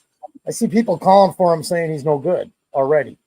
And I'm like, I just don't understand how you can say that after 9 games in a new system with a bunch of new guys, all new coaches. You're learning something new. It's not an easy system to learn. So, and we all knew it because we talked about it going in. We're going to have our ups and downs in this season. So, but for the most part, I mean, man, if we could have played a little better here and there. Somebody else in the chat, I think it was Laz in the chat, said this too. I'm actually more concerned with how our defense is going to hold up. And because nobody even talked about this. I said, the damn defense played fucking awesome last week. For 58 minutes, they gave up 20 points in 58 minutes. And the last 2 minutes of the game, we went into that prevent and then the unbelievable onside kick. So I'm still more concerned with the defense because of all the injuries. I mean, get defensive backfield. What are we running on, guys? Our third and fourth string cornerbacks. I mean, literally, if you break it down, we're there. We're there. Okay, 2A and 3, whatever you want to call it, or 2B and 3. But I'm more concerned with what the defense is gonna have to do, because we saw what they did in those last 2 minutes. And I mean, there was points in that game that the defense, if they would have played a little better, we would have never been even in that scenario with the onside kick. It just wouldn't have happened. Also, too, I mean, with the offense, so there was a missed field goal there. I know there was a penalty on, but all right. Can I comment on that, Foster? Go for it, Dan. I thought you were in the pisser still. I did take a leak, but like Aldo told me after the Mooney game or the Mooney games, he's like, no, Cairo's the most accurate and you can't just be that fickle. And I was like, you know what? He's right. But Sunday, I just got back to my seat because my wife had to piss, so I walked down with her. And I watched Santos miss 3 straight kicks before he left the field at the end of halftime. So, and it looked like he was kicking from like 40, 45 yards. I'm like, man, he just missed 3 fucking field goals straight. And then the one that was blocked, we're in trouble. Like, I don't want to just be the guy that makes a move just because of one bad game. Man, I think before somebody takes Moody off the practice squad, I think I would let him start Sunday. Yeah, because then you got to sign your contract. I gotta hand it to I heard it and I agree with him. But Greg Braggs on CHGO, he mentioned, like, even though stat wise, Cairo is like the most accurate kicker in the history of Chicago Bears at Soldier Field. But like, as he said, like, dude, when I am so nervous when that dude has to take a field goal. And this last game, I remember texting Aldo, like, oh my God, if this comes down to a kick, on that drive when I was like, man, but luckily we got the touchdown. But still, like, go ahead, tell me you would have felt comfortable if you came down to a 45-yard kick. See, like I didn't get to see the warm-ups or nothing, but I remember watching the game going. I was talking to my buddy Dwayne. I'm like, dude, Santos don't look right. Something looks off with him. I mean, even his first PAT or something, we were just commenting. It's like he don't look right. Is he still hurt? Is there a problem? Because he just I forgot about it till you brought it up, Dan. And I said, yeah, Dwayne and I were sitting there talking about that the whole game. We're like, he didn't even look right on the TV. He didn't look right. I'm curious to know, because there was a chat poll earlier that Carl posted about who do you want for the rest of the season, Moody or Santos? And Carl, can you expound on that? Like, what was the number? Oh, you'll have to wait till the end of the show, and I'm cooking up a good meme to introduce that segment, so you'll have to sit and be patient. Okay, we will, Dan. Yeah. Thank you very much. Carl's I'm curious awesome. to know, because I presented this question to one of my buddies. Like, would it be? Can we just? I don't know. I know your answer, but can we keep both on the team? One for distance, one for accuracy, and take a roster spot. It's a roster spot. That's a special team spot, unless he can tackle, all that shit. We're not going to do that to him. So obviously the answer is no. But if we could, like, let's the Giants did that in, I think, 93 when Dan Reeves was there with Brad DeLuiso and David Treadwell. I love you, Dan. Had the 2 kickers, and DeLuiso was the longer kicker, and he ended up missing the field goal against Dallas in Emmitt Smith's shoulder game that ended up Emmett had 150 yards rushing or what have you, and they got the bye instead of the Giants and won the Super Bowl. But the Giants tried that 2 kicker thing. I just think maybe you say, Cairo, you're hurt, put him on IR for 4 weeks, play Moody, and just see what's going on. If Moody sucks, you reactivate Cairo. If he does well, you tell Cairo, well, you're out for the season, pal. Great answer, man. I was expecting, like, Sriram, I was ready to just, like, let you guys go on that, because I think he That's nailed it. Kind of what the Cardinals are doing with Kyler Murray, Dan. Yeah, exactly. Yeah. Yeah, I Hey mean, guys, real quick, just a shout out to my friend Tyler. He's in the chat. He's a Lions fan, however, but I gave him a link some time ago. Okay, so I've seen him chat so just FYI. Wait, Sonny, what fan is he? What team? Detroit Lions. Daniels does really well against the blitz because of his legs, because he can extend plays and how their offensive line works. You blitz him, he can replace them out with a ball. They had the perfect game plan for that. Quick passes out to the outside. What? Ben's going to Chicago. It's official. Fuck off! Oh, Jesus Christ. You've got to do this to us on air. We're getting... Fuck off. We're having to Fucking talk about this game again, and then we lose Ben to the Bears. Oh, you know what? My hate level for them's just gone through the roof now. Screw the Rams, screw the Vikings. I hate the Bears. Great timing. Carl, you are such a fucking great producer, bro. It's awesome, dude. I'm starting dying. Holy crap. Man, we really owe them in week 18. You remember they were chanting "fuck Ben Johnson" in week 2. Yes. Sonny again was at that game. I We was really at the game. owe it. We got to beat those guys' ass. Yeah. I fucking hate Dan Campbell. All that steroid use. You know, he has a 2-inch cock. His balls are small. That's why he's always trying to be a big man who takes chances so people don't know that his balls are shrunk. Dan Aguire, did you see a picture of Dan Campbell dressed up as Marilyn Monroe for Halloween? God, no. I'll get a picture of that for everyone. God, that's hilarious. He would love that. He's a huge fan. That should be an interesting game because that could be either like something like playoff implications for somebody like the Bears, or like for them like some type of a seed. But I see it being an interesting game, not just some like. I hope David Montgomery fumbles like 4 times that day, and is the reason they lose. He cost them this last game, didn't he?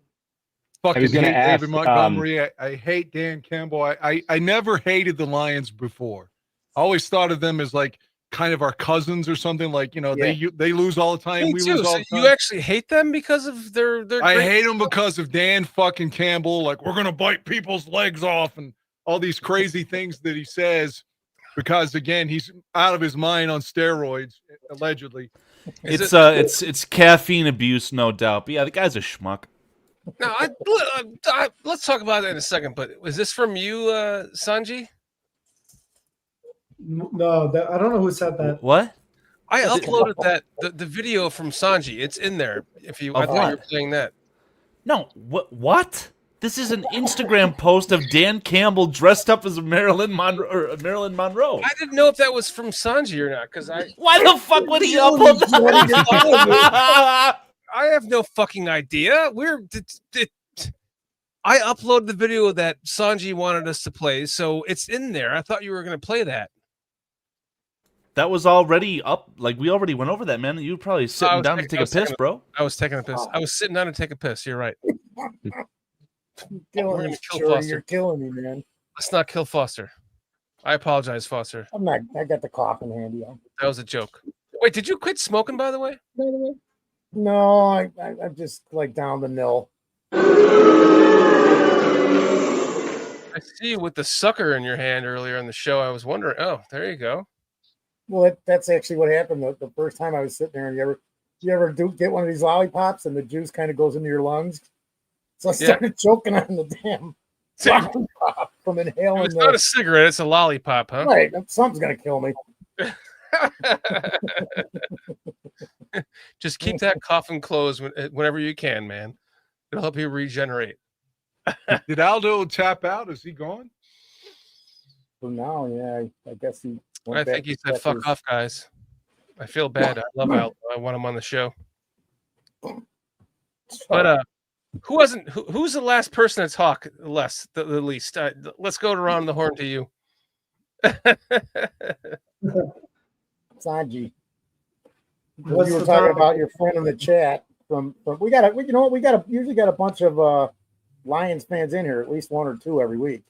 They're just not here. Oh, okay. Cool. So we're not. Yeah, we're no, not Tyler's Lions pretty fans, cool. real quick, Sanjay. Lions fans are probably the fans we get along the best with for some reason. Yeah, It's probably because the similarities. Yeah, We that's haven't why done anything in a long time.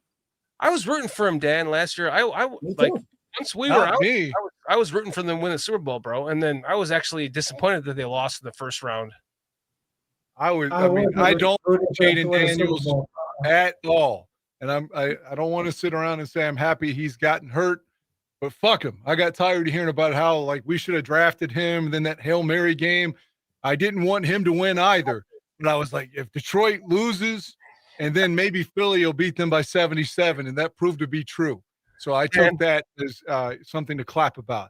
Dan, I love you, man. You're like me. Like I'm like, if the Packers plane would crash, that would make my. Then they would be like, oh, we are Green Bay, like that we are Marshall shit. So we don't want them to die. No, I Packers, me, no. Injuries, plane crash, I'm all good with it. I could give a fuck. Fuck Green Bay. No one's criticizing them for losing to Carolina either. Now, granted, I was at the stadium. I didn't see one highlight of that game. But imagine, again, if the Bears would lose to the Giants, it would be the same kind of loss. Like Carolina beat them at Lambeau Field. Like, why are anybody else? They'd be like, oh, they're not really a good team. They're frauds. They're frauds. But Green Bay, they're like, oh, they're still going to the Super Bowl. There's like this concerted effort to make people like the Packers. And by the way, Dan, Packers are lucky that Flacco didn't go to the Bengals sooner when they played him, or they would have lost another game to him in the same season. I think Flacco played in that game, actually. The Cleveland game, not the Bengals game. I thought he played at Lambeau. Did he? Yeah, I think so. I mean, not to contradict. Maybe the end. Maybe they told Browning in that game. I don't remember. I think that was his first start, though. But really? Sriram, Dan, you will both remember what I was totally going to say that I forgot. I'll go to you, Sonny. Go ahead, buddy. Putting pressure on you, man. Anything else you want to say? No, I was going to say what Dan was talking about. Man, it's a double standards, but that's the national media. If the Bears lose, which by the way, I'm not gonna lie, this game against the Giants, to me, that's like the biggest trap game that we have this season. To me, but my point is, if we lose, then everyone's gonna blame Caleb, But it's not gonna be if we win. No one's gonna be it's you won because of Caleb. It's gonna be you beat a shitty New York Giants. That's gonna be the narrative pretty much.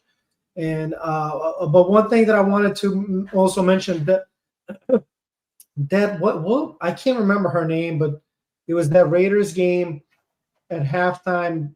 She asked Ben Johnson a question, some stupid question, and he had like some crazy answer. Do y'all remember that lady that I'm talking about? Yeah, the Pride of India. Okay, I do. So at the end of this game against the Bengals. Tell me why she's asking Colston Loveland.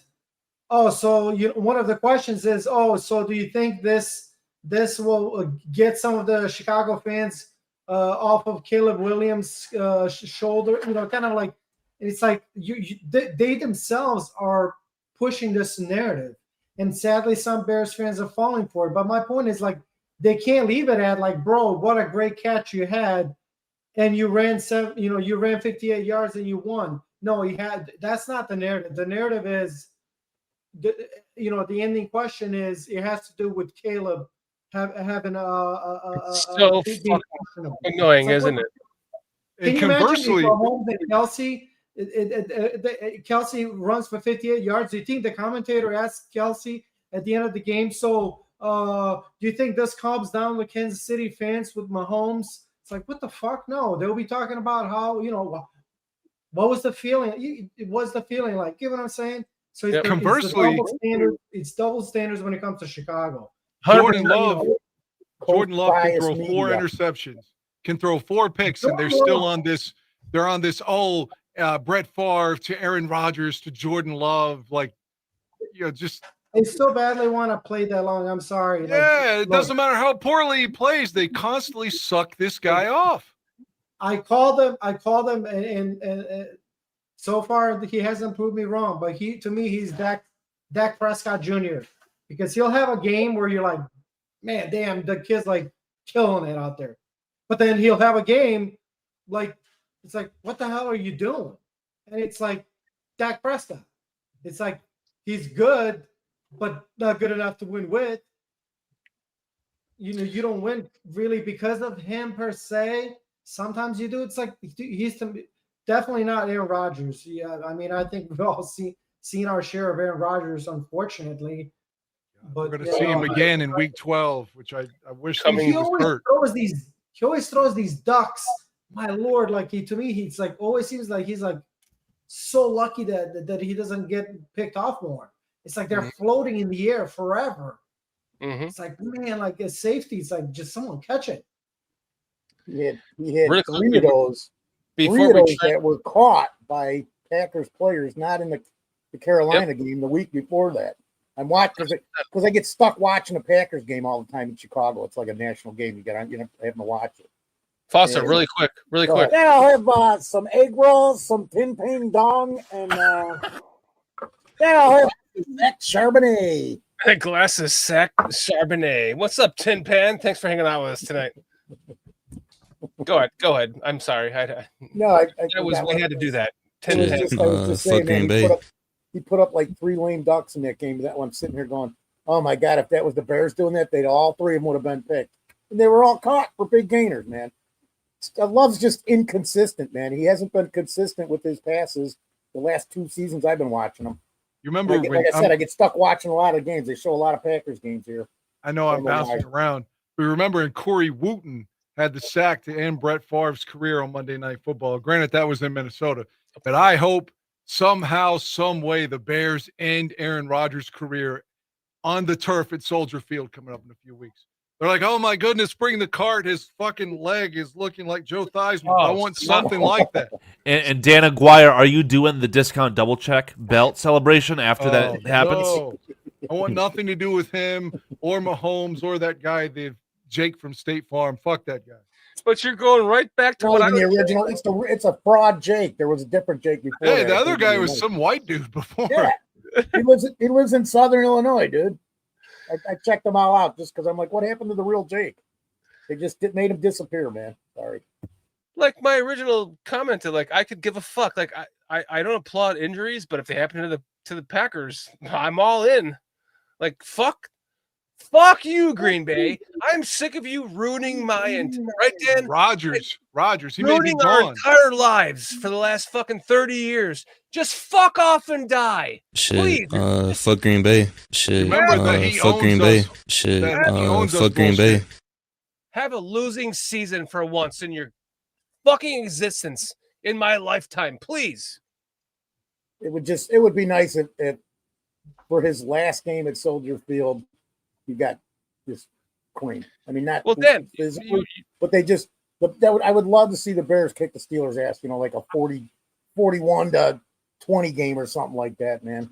I know that them to hit him as hard last game against the Bears. I want them to hit him as hard as Otis Wilson hit Lewis Lips in '86. I want him to hit him as hard as the. You all remember that he was ejected. Aaron Rod, or as the Packers hit Jim McMahon in Charles Martin season with Charles Martin. That's what I want to see. Charles Martin, Jim McMahon body slam because he picked him up and slammed him to the ground. I clapped the moment Charles Martin died 20 years ago. No sarcasm. I remember you talking about that, Dan. Go to hell, Charles Martin. I have no remorse for Packers' death. I feel like remember he had Walter on his little hits towel too. I mean, if he hits Walter it's one thing to hit McMahon like that because he's not beloved the way Walter was. If he tries that shit with Walter, some shit really would have gone down. You remember that game where they drove Walter Payton out? The Packers drove Walter in '85 and flipped him over the bench, and he flipped and popped up. It's like fuck you guys, and got back on the field. They took a cheap shot on Suey in the same game. Yep. Like Suey took they it do. dirty. Those We're Packers. all Super Bears fans. We're all Super Bears fans. You missed the beginning of you missed their opener, Sriram. I had one. I did. Yeah, I'll play it when we. I'll redo all the openers when we end the show, just so you guys can see them in case you missed them. But yeah, I mean it's they have been taking dirty shots on us forever, and all the way down to Justin Fields running out of bounds, and the Packers just nail him out of bounds, knock him on his ass. No personal foul. Like, what the fuck is going on right now? They always get the calls. They always get by the way, I wanted to mention this, guys. Do you guys remember the last time that the Packers had a tie in the division? They won it. 13. They won the fucking division with a tie in the division, and that's my word. Fuck you, Green Bay. That's the year Shea McClellan hurt Aaron Rodgers for the Bears. And then he came back to beat us in week 17 with Randall Cobb. Yeah. Oh my God. That's one of that again, I've mentioned this on the other show. That game is arguably worse than the NFC Championship game to me. Because fourth and 9. I just wanted them to win the division, get into the playoffs so badly. I wanted it for Cutler so bad. And for that to happen on fourth down, oh my God. It's just that was one of the worst moments of my fan. It was 4th and 9, bro. I think it was longer than 9. Either way, doesn't matter. They had like 4 or 5 fourth downs on that last possession. Couldn't get off the field. And then, of course, our safety falls asleep and Cobb scores. Was that Stelz who fell asleep? No, it's Chris Conte, I'm pretty sure. Oh, Between that's him right. and Major Wright, That's even right. if Major Wright had that nice hit in college, like both of those guys sucked so hard for the Bears. Major Wright is the reason Urlacher hurt his knee in the finale of 2011 up at the Metrodome. Yeah. And that's why he came. Remember in 12, he came back and missed the whole preseason because he had to have that surgery because Major Wright hit him in the end zone. He essentially ended Urlacher's career. Yeah. Between those two dickheads and Adam Archuleta was bad for the Bears, had a bad call Bad against on the the mic Cincinnati Sunday, too. Bengals. Yeah, he stole the words out of my mouth, Dan. Yep. Yeah, my bad. I do like Spiro Adidas, okay. He used to be on NBA TV about 20 years ago. So I feel like I've grown up with this dude. Like, he's okay, But yeah, Archuleta was really shitty as an analyst. Of course, I didn't watch it live, but I did watch it when I got home. I gotta say, I'm really bummed that Aldo was probably like, there's too many people in here. I'm having internet problems. I gotta leave. Fucking Aldo. He says he's still watching. Aldo, man, we love you, bro. You're the podfather. How often does he join you guys? Not enough. I made a whole video about him, and everyone thought he was dead because of it. It was a very morbid video, as Mr. PJ said. I didn't think it was morbid. Absolutely, it was. I have a song in here. Where is it? No, don't make us suffer even more, man. With this slop. Yeah, it was pretty. Yeah, it seemed morbid. Like it was just my tribute to him because I love Aldo. It was a nice tribute, and people were like, "Oh my God, is he dead?" No, like Sriram, like Aldo. I'm not kidding. Like I was going through. We moved from Illinois to Colorado. Had a house that we paid. It was brand new, so we had to pick out the carpet and all that shit. And it faced the mountains. We would sit on our rooftop and like watch the sunset over the mountains of Colorado. It was fucking amazing. Cried my eyes out when we left, when we sold it, and we moved to Georgia. Hate this fucking house. Still hate it. We only moved here because of my wife's work, and now we don't have to live here, but we still do. And I fucking hate this place. And I was sitting here, my company at the time allowed me to work from home. So I put on a podcast in the background. I have right above me, there's like a TV that is connected to my desktop, my personal desktop. So I would put on Dan and Aldo, Bare Their Souls, and I fucking fell in love with them. And it eventually, so for your knowledge, everyone else knows this, I'm pretty sure, but my wife bought me a mic for Christmas. My birthday is on Christmas. So she bought me it as a birthday Christmas present. I was like, what the fuck? What is this for?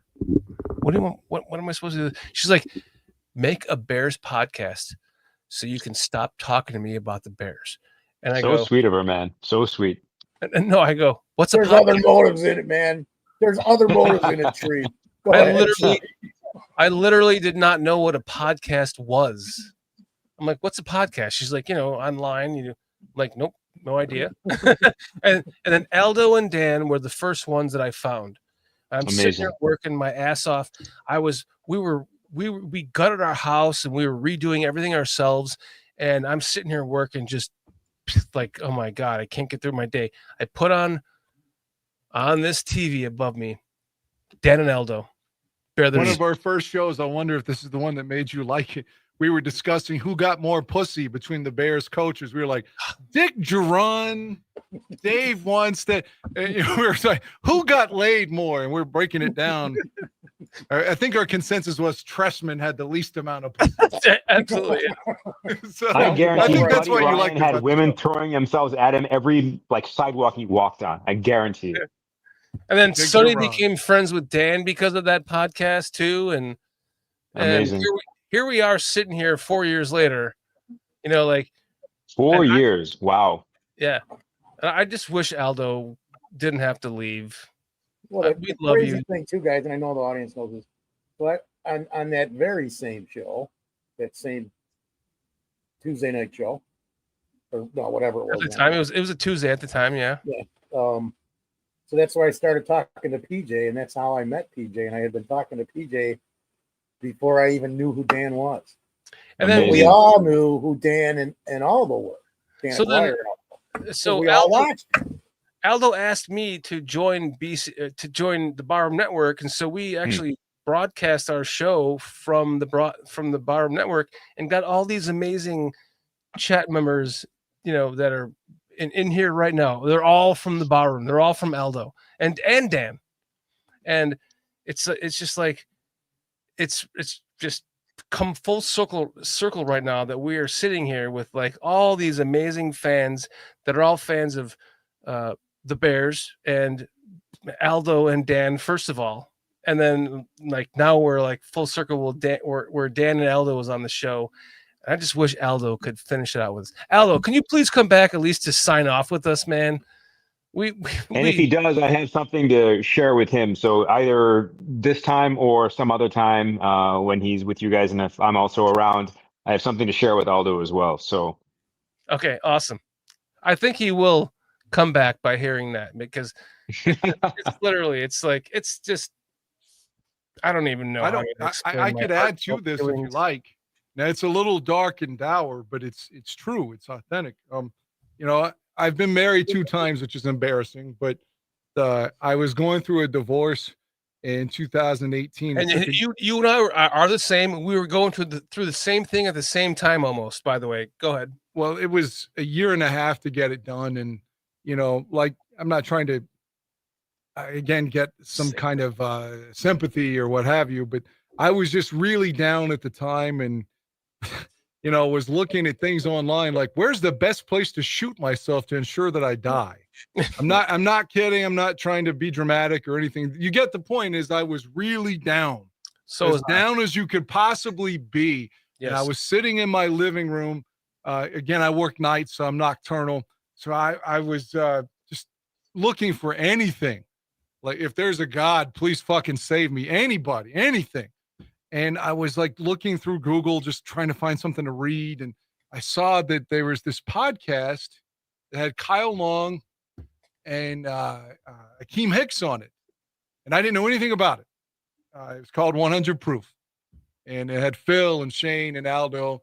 And so they were saying, fuck, and God damn it. And all these, and then Kyle Long's cussing. I'm like, because every thing is always like for kids. Oh, what about the kids? Like you can't cuss and all that. But it was like watching Howard Stern with my Bears. And dude, I was just it gave me something to drown my sorrows and to forget about it for just a few minutes. And then I can't wait to next week's show. I can't wait to next week's show. And then before long, they had me on the show. And then I was kind of on it and then kind of off and kind of on. And then when they went to their own network, that's when Aldo pitched me to work with them directly. So I'm not trying to be dramatic and say the show saved my life, but in some ways it did. No, I am literally trying to be dramatic and saying it did to me too. That was your show with Aldo. Like you with Aldo did that to me. So your impact affected me. And so when you and I first started talking, I felt like I was talking to a fucking celebrity. Like I was on top of the world talking to you, bro. I'm not kidding. Well, thank you. We should be friends still. It doesn't. No, we have are. to We be. are still friends. Yes. Well, I mean, we've spoken like twice in a year. Let's be honest. We should talk more. Yes, we will. I promise you, we will do that. And same with you, Sriram, and same with you, Sonny. Sure. More conversation between us as friends. Because I have a question for Sanjin, real quick, and I'll shut up. Me, though. I promised my wife I would ask him this. I meant to ask him on Sunday, and I forgot. My wife and I both love a Serbian film, and given your background, have you watched a Serbian film? If so, she wants to know your thoughts. I've never seen it. Okay, my wife wants to know about it. I've heard you talk about it enough that I don't Okay. need to watch it. Okay. What is a Serbian I film? heard you talk about it with Aldo on one of the shows on Dan and Aldo show. It's one of the most controversial films ever. I mean, like one of the lines in it is, God, I don't want to be isolated saying this, but the guy saying newborn porn. It's not real. It's a movie, and it was a political, like, sort of. They were just trying to make an anecdote about the government there. The whole thing was not meant to be taken so much seriously, but it was banned in a litany of countries as a result. So anyway, because of his background, she wanted to know what he thought about, like this metaphor about their government. Yeah, I didn't watch it, man. I'm sorry. Brother. Okay, that's cool. I didn't mean to put you on the spot. You're getting nothing, Dan. There's no answer. No, that's fine. That's fine. Dan, I'm totally fucking lost. I'm sorry, buddy. We'll watch it one night and you'll see the unedited, like the director's cut. Okay, it's okay. I'll put it on my bucket list. Bucket list. Not a watch list, but bucket list. Yeah, pretty much. Yeah. When I get to it. I want to ask you guys. So, in lieu of keeping this to from being a 4-hour show, like we always do, like Sriram, we have literally had like a 6 to 8 hour show before. Amazing. PJ, Foster and I just going on and on. It's like 3 o'clock in the morning. Like, what the fuck is going on right now? I would like to know from you guys to keep this at a fairly reasonable hour, 2 hours, 2.5. What do you guys think about the well, I guess I want to get to the thumbnail of the show, which is special teams matters. So we already discussed that we're not going to just like fire our special teams coordinator in the middle of the season. We can't do that. It's impossible, but what do you think about the overall effect of what has happened with this team throughout the season going on with the special teams? It seems to be getting worse and worse and worse. Foster, go with you. Well, I started saying it before. You're not going to get rid of the coach. This needs to be taken care of internally. I don't see why it can't be. You look at a lot of the issues on field, the onside kick. It's a coaching and a mental error by the player. You got to be aware where that ball is. It didn't even travel like that. So I'm just taking it from an inside look where everything at this point should be addressed in-house. Okay, you know what? Maybe we got to get a couple other guys in here for some special team spots. We got to do that. We got to do it. It needs to be done. There's just different ways of looking at it. And that's my take on it right now. At this point in time, I'm like, a lot of this stuff, and we've been saying this about the Bears forever, man. The last 3-4 years. Execution. The execution's been a problem. You notice how PJ and I aren't complaining about the execution of the interior offensive line for the first time in 3 years? So it's something I think that can be fixed within house. I don't think there's anything necessarily, time's going to show. Time is going to show. We're going to You think everybody's going to be watching, keeping a hard eye on the special teams this week? Because I sure will be.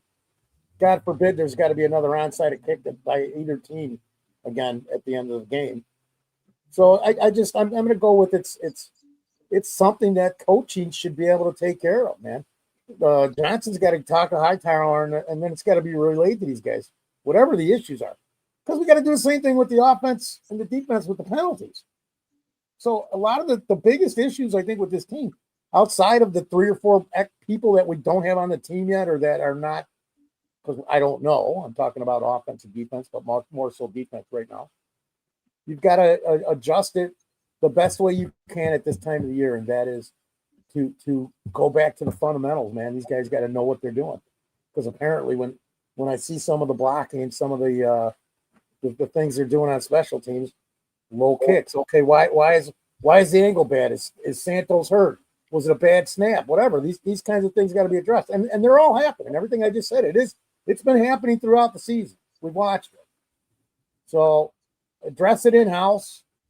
If we've got to bring in a couple more different guys on special teams, I don't know what the like the access is and how possible that is.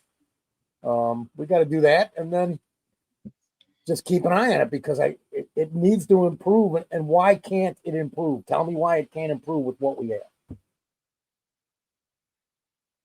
Well said, my friend. Sriram?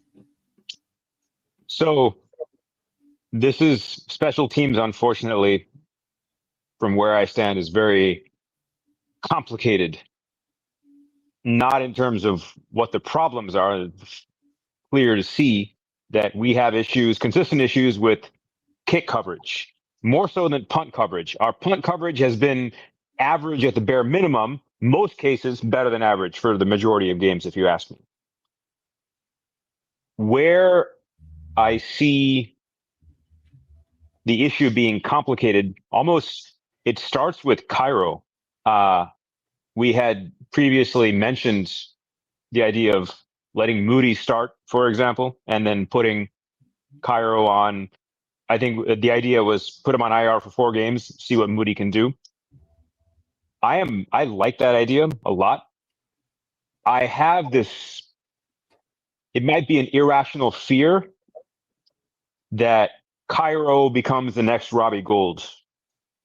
That, yes, there were kicks that were screwed up that lost the game. His range is limited. Unfortunately, the devil's advocacy inside me also doesn't forget McPherson's kick from 54, I think it was on Sunday. 54 is allegedly supposed to be standard makeable kick. I think it was like 2 yards short, if I'm not mistaken, this past Sunday. I don't know if number one, if we start with Cairo, I don't know if moving on from him will solve problems, because I can't forget what happened with Moody week 1 of this season. The kicks that were missed, maybe it was just one game of jitters that was Moody's downfall, but that's not nothing. Can I interject? Please. If you watch Moody's kicks, like when you're watching Cairo Santos, they're like bing, they spin end over end in a straight line right through they might miss, but it's like the ball spins end over end all the way through. When you're watching Moody, his balls kind of go this way and that way and that way. They kind of like spin around until they make the field goal or not. Go ahead. Interesting. I've never paid attention to that. I'm going to from now on. Wow. So that's one, and I don't envy the decision makers on our staff on what to do with the Cairo Moody problem. But I don't know, and this might be either a controversial or a very stupid thought. I don't know if the benefit of replacing Cairo is going to actually be what decides us having decisive victories consistently. I can't see too far ahead. This is just my own issue, I guess. Great point. I can't see too far ahead that the difference between somebody who can kick from 58 versus somebody who can kick from 52, 53 is going to be what wins us a Super Bowl or not consistently, or gets us deep into the playoffs with victories consistently. My issue is this. It says more about our football team as a whole if drives are way too often stalling on the opponent's 43-yard line versus our offense being good enough to get way deeper than the 43, especially with the talent that we have. That's a philosophical dilemma that I have internally to even be able to say Moody or Cairo. I don't have an answer. However, what is fixable is goddamn kick coverage. We're getting not just the return last week, but in general, if we look at, I don't know if it was the Commanders game or a game prior to this, maybe the Ravens game, their starting field position was way too often unacceptable. With the talent we have at the gunner position, I believe play calling is an actual problem. Has been an issue. I don't think it's talent. I don't think it's a talent gap there, and that is where I posed the hypothetical question about Hightower, who I actually like. If my question was more, if you are in Ben Johnson's shoes, do you look to make a change at the coordinator position in the offseason? I definitely am with everyone. I would not make any changes now, but in the offseason, has there been enough that we've seen not be where it should be to even give our defense a chance to attack instead of now having to just play with half of the field way too often, where if that's not fixable as a result of play calling, we look at a different play caller. And that's with me saying, I hope Hightower turns it around and the next 9 games are really locked down kick coverage where we're making good kicks in the returnable zone and we stop them consistently closer to like a 28, 29 yard line on the average. That will help our defense a lot, in my opinion. And it will also probably take some of the fire out of the breathing that occurs that Cairo is unable to kick out of the end zone as well. That field position game will help solve a lot of things, at least for this season. Off season, all bets are off. If we make a change with Cairo, if we find that Moody, like we're going to roll with him because his strength in general, and he's able to negotiate wind in Soldier Field, which he hasn't had an opportunity to yet, obviously. Those things matter. And so for me, it's so much of it is just abstract right now, where it is almost difficult for me to put myself in their shoes to do anything aside from really go back to school with the kick coverage and at least fix that, if nothing else. I think if anything, you have to look to the future of this. Like, how long is it going to take the stadium to be built? That's going to be an indoor, dome stadium. So who would you want in that situation, considering Cairo is 33 and Moody is 25? Sonny, right. What are your thoughts? Just listening to Sriram here talk about everything. Right now, even though I'll sort of contradict myself when I was talking about earlier that I feel so nervous when Cairo is out there trying to kick. I wouldn't touch the kicker right now. I wouldn't mess. You're worried about a block by now, right? Like after the Packers game last year, right? Pretty much. I'm worried about the block. Same. But I still wouldn't mess with the kicker. Look, Moody, I think it was San Francisco that released them. I think he was missing a bunch of kicks for him. So it's like, yeah, he was good here, but it's like, let's pump the brakes a little bit. I wouldn't just flat out make a change, because what happens if let's say you cut Cairo, you sign Moody, and then he starts missing kicks left and right. What now?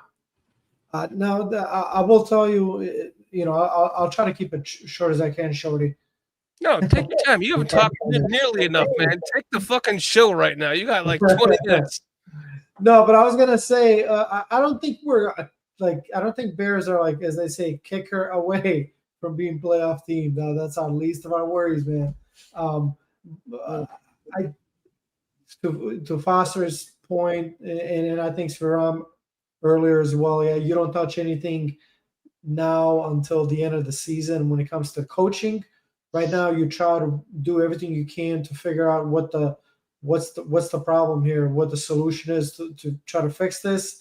Now, I'll tell you this, man, and I feel like Ben Johnson is realizing it, and the coaching staff, that they're coming up in a stretch of very tricky and interesting games. Even New York is going to be tricky, but we're talking about Eagles.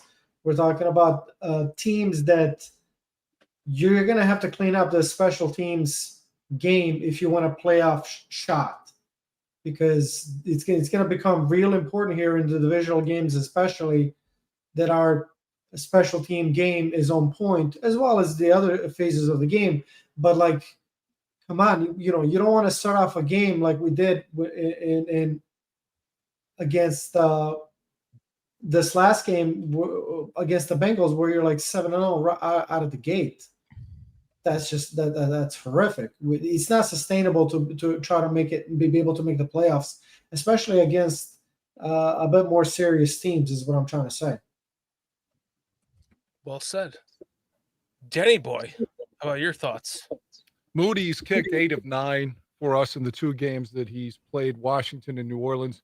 And again, Cairo, I appreciate his service with us, 2 different runs, especially beating Green Bay in Week 18 last January was great. But let's not forget, this is the same dude against Detroit when Justin Fields was balling out that day. He was like, I really don't want to kick. It's windy today. I would have cut him then. Your job is to fucking kick at Soldier Field. Of course it's going to be windy. But how many times has he, as a field goal been blocked? See the Packers game last season at Soldier Field. But he's missed a lot of extra points too. But moreover, the Minnesota game, just kick it out of the end zone one fucking time, bro. And then they have to run the play before the 2-minute warning, and they don't. But he can't do it. He can't kick it out of the end zone. Against Cincinnati, constantly the kicks were landing at the 10 or 5-yard line. And I was saying, man, either kick it out of bounds, because don't allow them to have a deep kick, especially after the Caleb touchdown pass. But, man, put Torrey Taylor to because we know he's got a monster leg. Have him kick off then if Santos can't effectively kick a goddamn touchback. But like I said earlier, I thought I would go with him on IR because they say, well, his quad's hurt or what have you.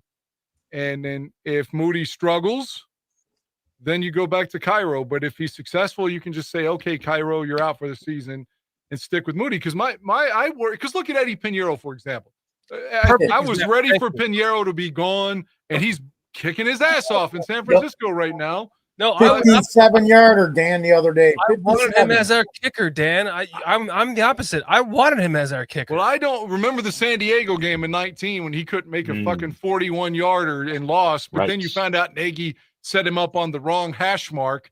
But there's always something with Nagy. But anyway, you don't want Moody to be taken off of the practice squad by a team that needs a kicker and simply lose him. This guy was selected in the 3rd round. So he's got pedigree, kicked at Michigan and did well. So he struggled a little bit in San Francisco. Okay, change of scenery helped Robbie Gould, as we mentioned. He didn't do well the last 2-3 years in Chicago, struggled with the Giants, and then suddenly was great again in San Francisco. Eddie Pinheiro with the Bears in Carolina, now kicking his ass off in San Francisco. Sometimes the change of scenery is good. And as you mentioned, Dan, he's 25 years old. Cairo's been around, like when Cutler threw that game-winning pass to Forte in Kansas City back in 15 and with the big comeback. Cairo was the Chiefs kicker then, 11 seasons ago, 10 years ago. So he's getting up there anyway. Yeah, I feel like you can't let this guy leave your practice squad and get signed by another team right now. I hate to agree with you, but I know you are correct on that. I believe that. You can't let go a kicker with that talent who was drafted in the 3rd round. And, in how long, how old can a kicker get? I know we've seen it before in his 40s, probably. the best of the best, but when it comes down to a kicker like Cairo, he has that limitation. He has the low trajectory on his long kicks, and they can be easily blocked, or he can miss them. Like we saw in this last game when they had the game before with the hurricane kick, as they called it. And he was short. Yeah, and it was short by 5 feet. So, like, at what point do you need to go, let's see, what can we do with Moody, right? What can we get out of him? What like Sanjin said, every time he comes out, I'm terrified. I'm like, oh God, please make it. Please make it. Even the extra points I don't feel confident in. With Santos? Yeah. No, I actually feel opposite. I feel confident with that, but once it's 40 plus yards, I don't. Go back. I think I think it was 23. It may have been 22, but I think it's 23. He missed like more than 5 extra points and lost that Lions game. Remember, we lost 31-30. Fields gave us every ounce of his fucking soul in that game, and Cairo missed an extra point to cost us the game. But he also everybody thought he wasn't going to be here after that year. But he also had like the record at the point where like Matt Nagy put him in the game to kick a 60-yarder, and I was at that game in Pittsburgh. Yeah. Of course you were. Like that's the reason why. Yeah. But now everything's changed. Now when you go to games, we win. Well, they're 3-10 with me there. Again, 2-4 in Chicago. Now 1-6 on the road. But Dan, you're on the up. I won 2 of my last 3 visits against the Raiders in 23, lost to Flacco in Cleveland in 23 when Darnell Mooney dropped a Hail Mary to lose the game. Fuck you, Darnell Mooney. And then I didn't go to a game in 24, then we won Sunday. It started with that game in 23 because I was there. Right, yeah, we had the big hangout. It was great. We're all those before the Raider game. Oh, that's what is that when it pissed in his bushes? Yes. Yeah, okay, yeah. Yeah, so Sriram, I piss in Aldo's bushes. Why? Because I had to piss. Out of joy or spite? It was a huge party. We're all hanging out. Don is very unhappy about it to this day, I think. Going to the game the next day, we go out to Foster was taking me to the these guys were puking between him and Watts. They were puking and pissing. Oh my God! Man. I get on into Foster's car. I'm like, oh my God, I have to piss. So I run to Aldo's in Chicago. Yeah. Arlington Heights, right? Yeah. I run to Aldo's door to go back in to use his bathroom. His door is locked. I'm like, fuck. I'm like, oh, I'm like gonna start pissing on myself. I did start pissing on myself. He's gonna pee on the front porch at the front door. So I just went to the left. She saw it on the door cam. I pissed on his bushes. Yeah. The next day, his wife sees, who's this fucking asshole pissing on my bushes? It was me. Oh man! To me, the most memorable part of that night isn't you with your dick in the bushes and all that. It is. I love Chris Watts, and I don't want to embarrass him. Chris Watts was so drunk he was trying to fuck Heidi. No. Incorrect. Oh my God. No, incorrect. Was that? Chris Watts was there for like 10 days. So when we went to Aldo's house, Chris was supposed to stay at Aldo's house that night, go to the game the next day, and then Aldo was going to take him to the airport. He went into Heidi's room with an erection. No. It was Heidi. It was no. Aldo gave Chris Watts that room. He put his suitcase in there. He did, Dan. And then when Heidi got too drunk, he was like, "You can stay here." So he put her in his room. So he went to go up into his room to sleep, and he goes to climb into his bed all drunk after a drinking contest with Curtis. Yeah, and then he's like, "Oh my God, shit!" So he had to sleep on the couch. No, that was totally not him trying to fuck her. It was a total accident. Wow. And how long ago was this? 2 years ago. It was the day before the Raiders game in October of 2023. 2 years before. Oh my gosh! Wow. I love your memory, Dan. I saw 4 games that season. I was at that atrocity and opening day against the Packers. Yeah. I was at the Bronco game when we were up 28-7 and Russell Wilson beats us 31-28 or what have you. And then I was at that Raider game. Then I went to the Bears game in Cleveland that same year. I saw 4 games in the same season. Yeah, I think I did too, my friend. What is this that Carl's pulling up? It's Cairo Santos kicking stats for the Chicago Bears. It's a little hard to see, so if you need me to zoom it in or specify anything. Yeah, but... please do. It's very hard to see. There we go. Yeah, so I mean, I don't know. To the point, I think it's hard to. That's why I presented this question to my buddy. Like, do we keep 2 kickers? Like, he's like, no, we can't. One has to be a special teams player. So, if we could, it would be nice. One for distance, one for accuracy. Well, will Moody pull a Harbaugh and do some special teams work? Maybe. Well, especially when Gordon is ready to come off IR, and even more so when Jalen, God willing, if he's healed up by the end of the season, that's 2 more guaranteed spots that need to be compensated for somehow. The only thing I would be cool to see, similar to Major League Baseball, unless the NFL already does this and I'm just completely ignorant, expanded rosters closer to week 15 until the rest of the season. What do you guys think about that? Why not? That's a good question. I gotta pee. I'll be right back. It just means more money they got to put out, though. Like expanded roster, like in what sense? What do you mean?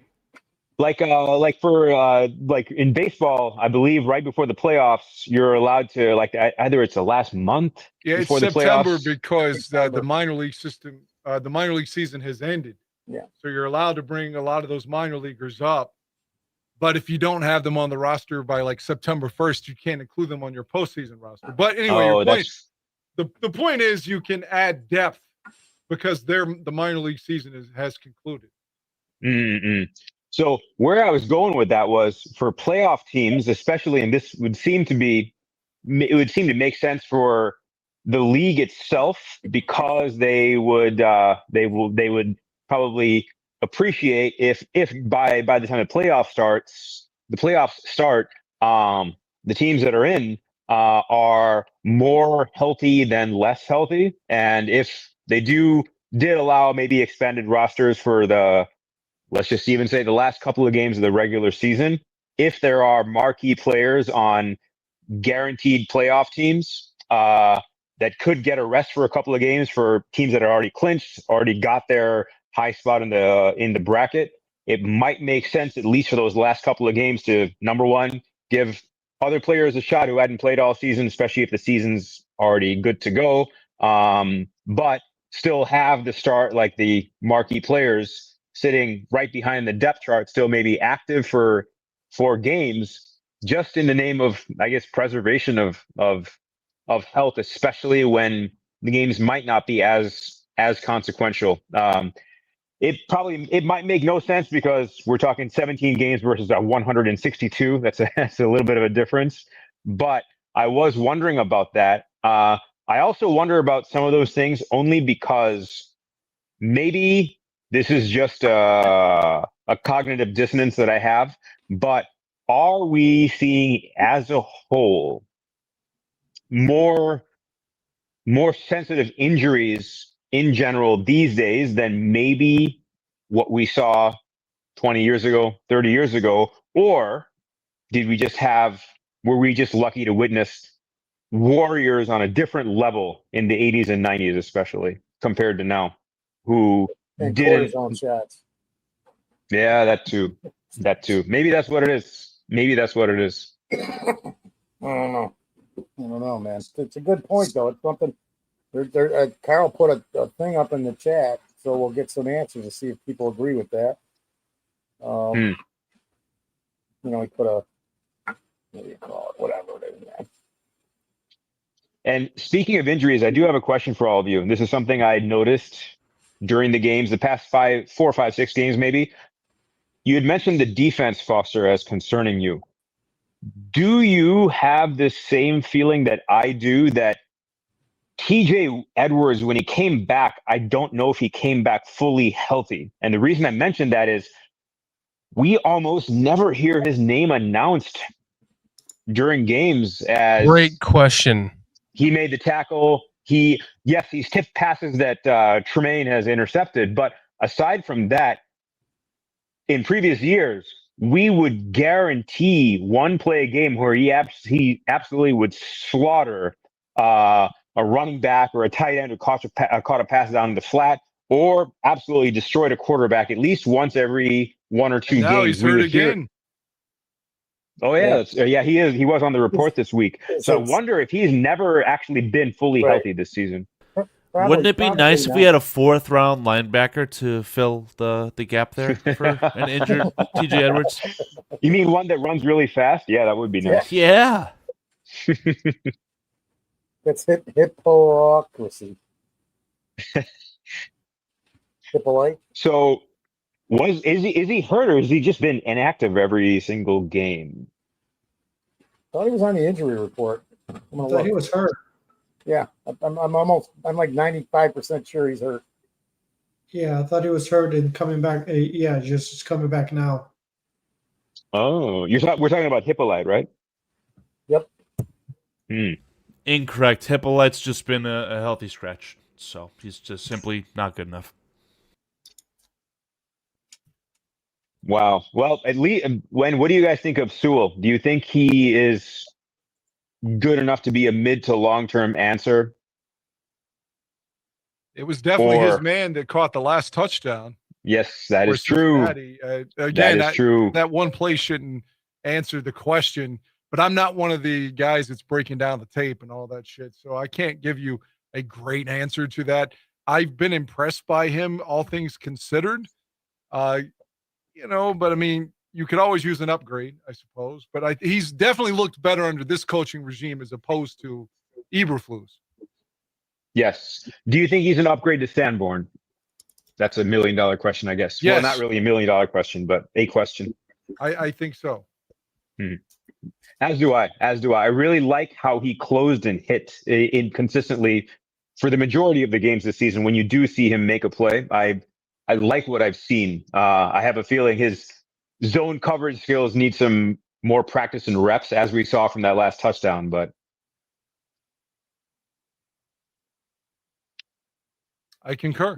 Was it Sewell that was hurt earlier? Did he have an injury this year? Yes. Okay. Concussion, I believe. Okay. I'm just looking because I was looking over the depth chart and everything and trying to get information on Hippo, and Carl's right. Can't find shit on him. So that's disappointing, but what do you do? Yeah, between Ozzie Trapillo being a healthy scratch, Ruben Hippolyte being a healthy scratch, if it wasn't for this past game where Monangai and Loveland stood out, I mean, the draft class, there's no dividends being paid there. Yep. Ozzie's 75, right? Yeah, I think he's coming in a lot as an extra lineman the last few weeks, it seems. Yeah, he gets like 10% snaps each week. It's pretty funny. I mean, we saw in Detroit that they play 6 offensive linemen as well, right? Who's the Dan Skipper, the guy who caught a touchdown pass, was called back. So obviously Ben Johnson loves those exotic offensive line formations. But again, that's what we're spending a second overall pick on. Sorry, second round pick. Right. Well, hopefully he can compete for the left job next summer.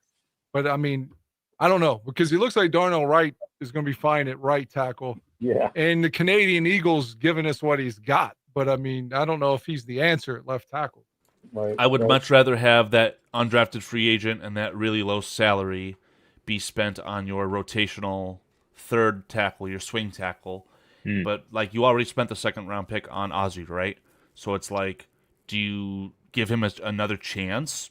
But if you're giving him a chance in camp, what have you done as like a contingency plan? So that's why I said, like, if this doesn't end in a playoff run and you're in the teens as far as your draft pick, that almost has to be allocated to a left tackle at that point, because this needs to stop being an issue. They could always, your point is really good. Don't get me wrong. I'm not contradicting you, but they could also go for edge rusher in the first round too. But it's got to be either left tackle or a pass rusher, you would think. It quite simply needs to be your And spot on. Whichever one they don't draft, they need to sign one. Can they afford to, though? I know that I don't know. It was after 2 years, so not this offseason, but next offseason, they've got a nice clean out from Deo. And coming off an Achilles injury and you give him all this money. It's like, what are you going to do there? Like, it's truly a rock and a hard place, in my opinion, with Deo. Yeah.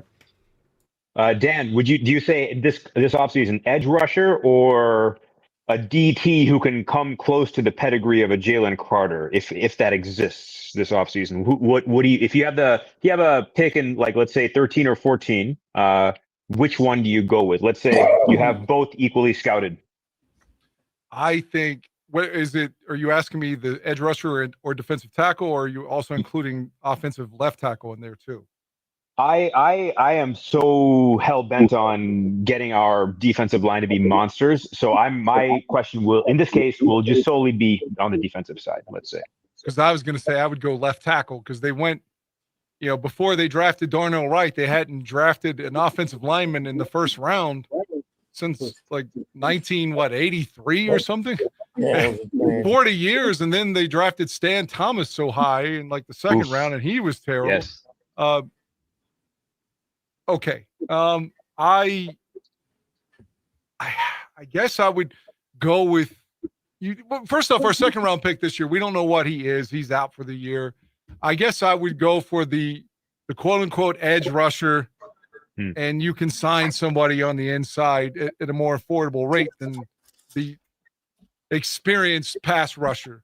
Plus, we're already giving $100 million to 98. Sweat. He's playing better the last couple of weeks, but he's been a disappointment all in all. I mean, it's like Khalil Mack was a huge disappointment for the Bears. Like, no one had the temerity to say that, but he had a couple of good games in 18 and did nothing after that. Yeah. Julius Peppers sounds like a hogwash. I thought Mack was really good in 18, Dan Aguirre. I hate to interject on you there, but I really liked Khalil Mack that year specifically. He had one tackle against the Eagles in the playoff game? Couldn't tell, one tackle. Hey, I'm just saying, like, in the biggest moments, he was never there, is what I'm saying. Like, I want a guy. I think if you're muted, Shorty. I think if we give away 2 first-round picks, man, we should be getting Lawrence Taylor. We should be By the way, a guy that's making a difference in. No, you get Sauce Gardner. I refuse to call that game the double doink game, Dan. It was a fucking tipped field goal. I'm done. So I wanted to go ahead, Dan. This is the last thing. I don't want to keep interrupting. I'm sorry. The guy who was the Eagles coach that year? Peterson. Yeah, I saw a clip on Facebook. They have reels. So I don't know what the original source was, but I saw this like 3 weeks ago. He was either on a radio show or a podcast and was asked about that kick. It was from like 2025. And again, I don't have a quote, but this is the generalization of what he said. That year, they looked at the statistics, and Cody Parkey, if you called a timeout on him before his kick, like, his chances of missing were exacerbated. Like, it was like he was like making 90% of his kicks, but if you called a timeout, then he was making like 52% of his kicks. It was I forget the exact percentage. He was like, okay, we're going to call a timeout then just because. And sure enough, he fucking missed. They said that whole year he had struggled if someone called a timeout, and they knew that going into the game. When he missed the four extra points against the Lions in like week 10, they should have cut him then. Yeah. Yes. Yeah. I agree. And to your point, regarding left tackle, I am with you. I don't know. Let's just even say if Ozzy's not going to play the rest of the year, if this is like his redshirt year, we'll call it. I don't know if Theo has a higher ceiling at pass protection than what he's already shown us. And that, if that's the case, definitely can't go with that. His feet, I just don't know if they're fast enough to handle stud speed rushers. I think he has a strength. I don't think he has a footwork. Braxton, though, don't you think? Yes. Yeah, with the bull rush, yeah. I mean, Brett. Plenty that's doing just enough with the bull rush to get around it. I mean, just enough it's adequate. Maybe not enough time even, but if you watch it. I want to do this because I know Sonny's got a goal. Thank you, Foster. So I wanted to ask Sonny about what he thinks about the Bears-Giants game and for a score prediction, because he does have to leave. I mean, the rest of us were. I got to go too. Okay. We'll get it for both you guys, Sonny and Dan. Perfect. Yeah, I'll wait for Dan's answer too then before I hop off.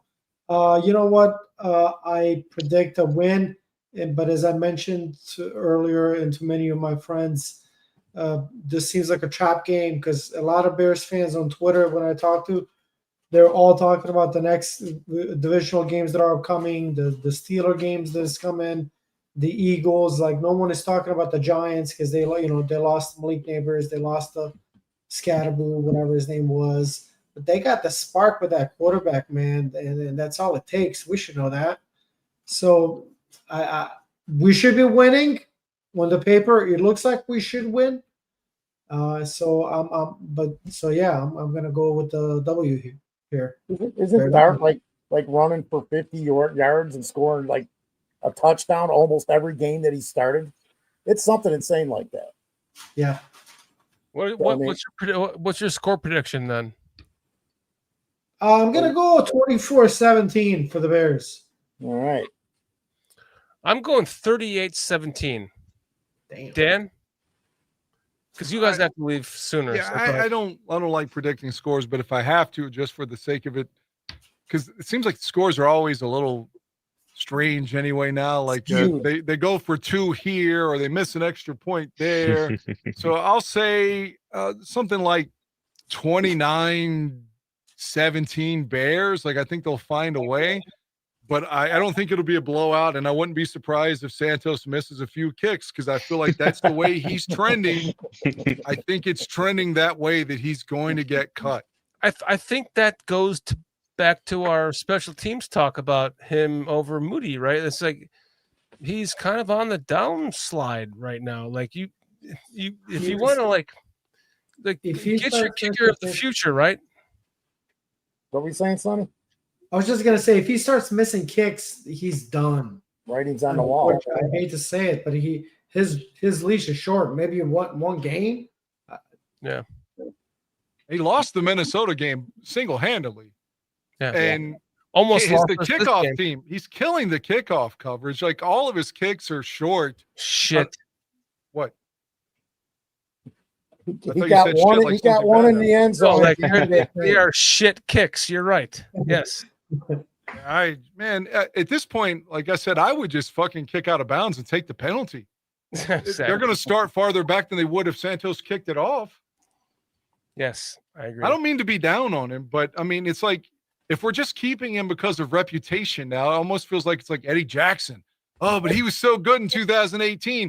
I know he sucked in 19 and 20 and 21, but we got to keep him back there because of what he did 5 years ago. I feel like that's what we're saying with Santos right now. Everybody's just afraid of what happened after Robbie left, where we went through 20 freaking kickers. Through Eddie Pinheiro, and now he's kicking his ass off. It maybe wasn't 20, but there was sure a list of kickers we went through. Let's not forget he lost back-to-back games, Robbie, against San Francisco and Washington in 2013. Yeah. Well, I have a quick story to share before. Sorry, his heart wasn't in it. He was kind of in a funk. He said it. He said it on an interview for the Bears. Go ahead, Sriram. He said it was kind of his fault. That's right. So this is before you two gentlemen leave, because it's sort of a history story. And Shorty, it ties into not only the theme of the show, but your story about when you were working for the Bears almost, basically. So this story is about Bears who worked for other people. And so I think it was like 96, 97, my dad, he worked for a water treatment company called Culligan. You guys might know that name. Famous for their slogan, "Hey, Culligan, man." So he worked for them up in Northbrook for many, many years. And at around 96, 97, I want to say, I might be off. I think they were short of some secretaries or some administrative assistants. So they went to a temp agency, Culligan did, and they brought in a whole swath of people to do administrative clerical tasks. So my dad needed some work done from one of them, and he went up, and it was his first day on the job, and he introduced himself to the temp secretary. And my dad, his name is Krish. That's spelled Krish. He said, "Hi, my name is Krish. And then the guy shook his hand, said, "Hi, my name is Carlos Huerta."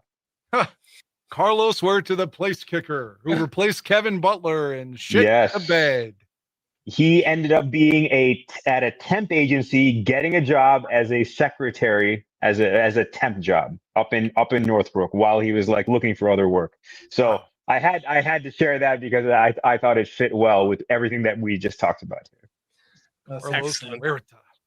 And Dan, right with the fucking knowledge, that's what Dan. I was hoping for that. I was hoping he would provide that context. Yes, he replaced Kevin Butler, who went to Arizona. Yeah, Dan, that's right. You're so special with your knowledge of just history of the Bears. Just don't have a fucking life. That's what it is. And pulling up just no. You have a life. It's a Bear's life. That's what makes you so special. 40 years of losing. You can remember, but it's turning around, my friend. We're on the up again, Dan. I'm not going anywhere. I'm not leaving. I'm stuck. I'm like an addict, Yeah. All that knowledge, my meth. friend. It means a lot, dude. Like, you're special, Dan. You're fucking special. Listen, you have got to come. This is both of our faults, our faults, but you have got to come back on the show more often. We're gonna make sure that we make that happen. Promise? Very well. Sure. It's Dan McMahon.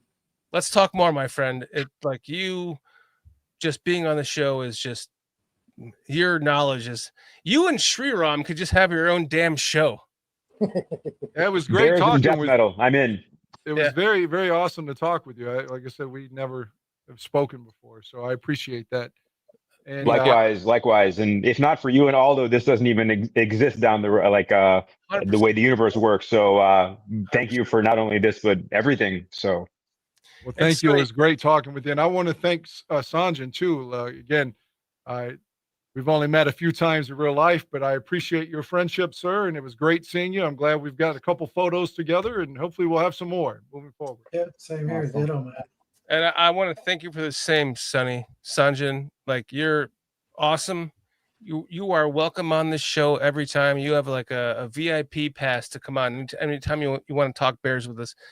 And we'll make that happen a lot more, Dan. I promise you. Well, as I leave, I just want to say, because there's been several people that after I couldn't do the podcasting anymore, like just sort of quit talking with me. Like my availability for the show, which I hope to make some for you. Don't get me wrong. But it shouldn't predicate whether we're friends or not. Like I feel like we should be able to talk even if we're not doing a podcast. I 100% agree. But, I mean, that's dead in the eyes. I 100% agree. That's on me too, man. But I it's always good talking with you, Dan Foster, as well. Got photos, great photos with both of you all in 2023 and Deanna in 22 as well. But at Aldo's, that was a very special night, Yeah. Pissing on his bushes was super special for me. No, that was just a cap off joke. The great thing about that night was getting to sit. I got to sit and just talk to Dan and all that. Exactly. And all those guys, man. And Dan's a fucking 20 minutes guy, man.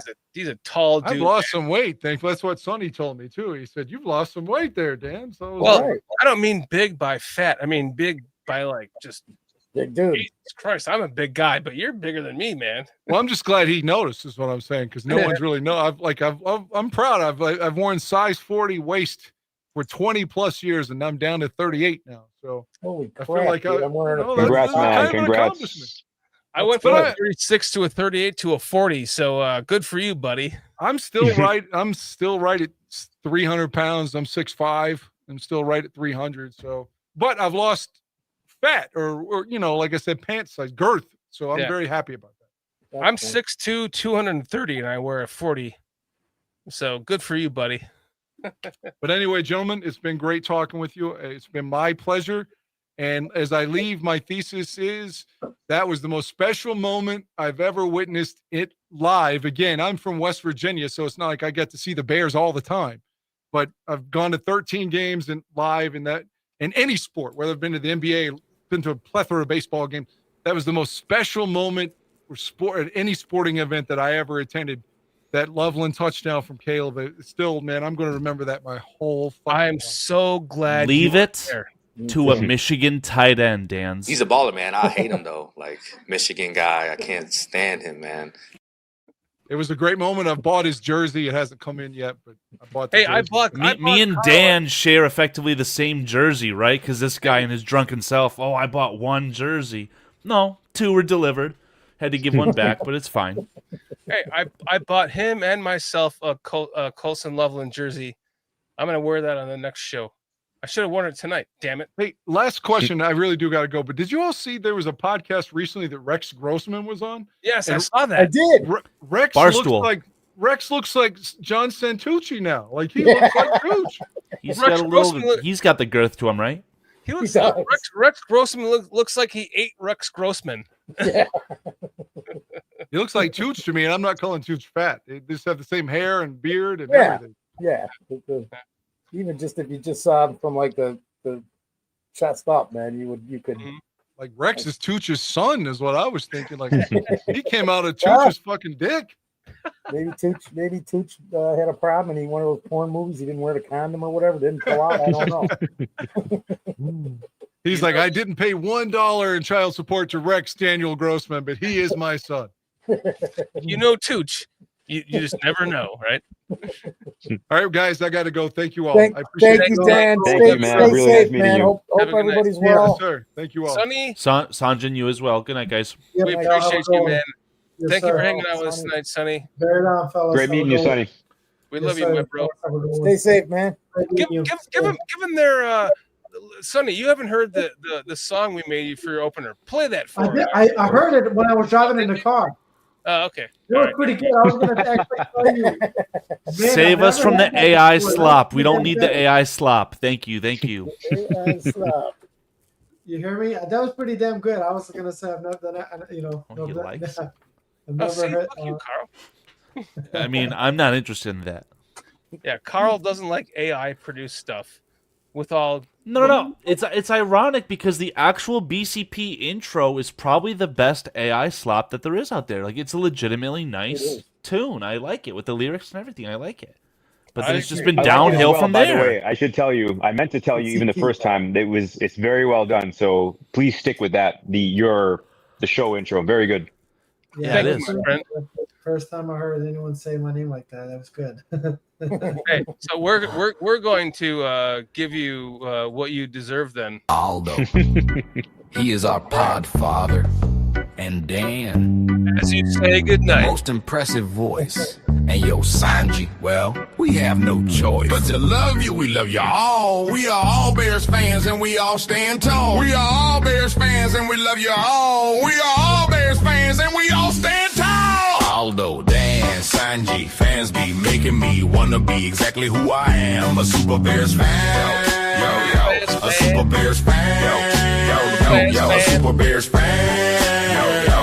Yo, we are all super fans. Aldo, Dan, Sanji, fans be making me wanna be exactly who I am. A Super Bears fan.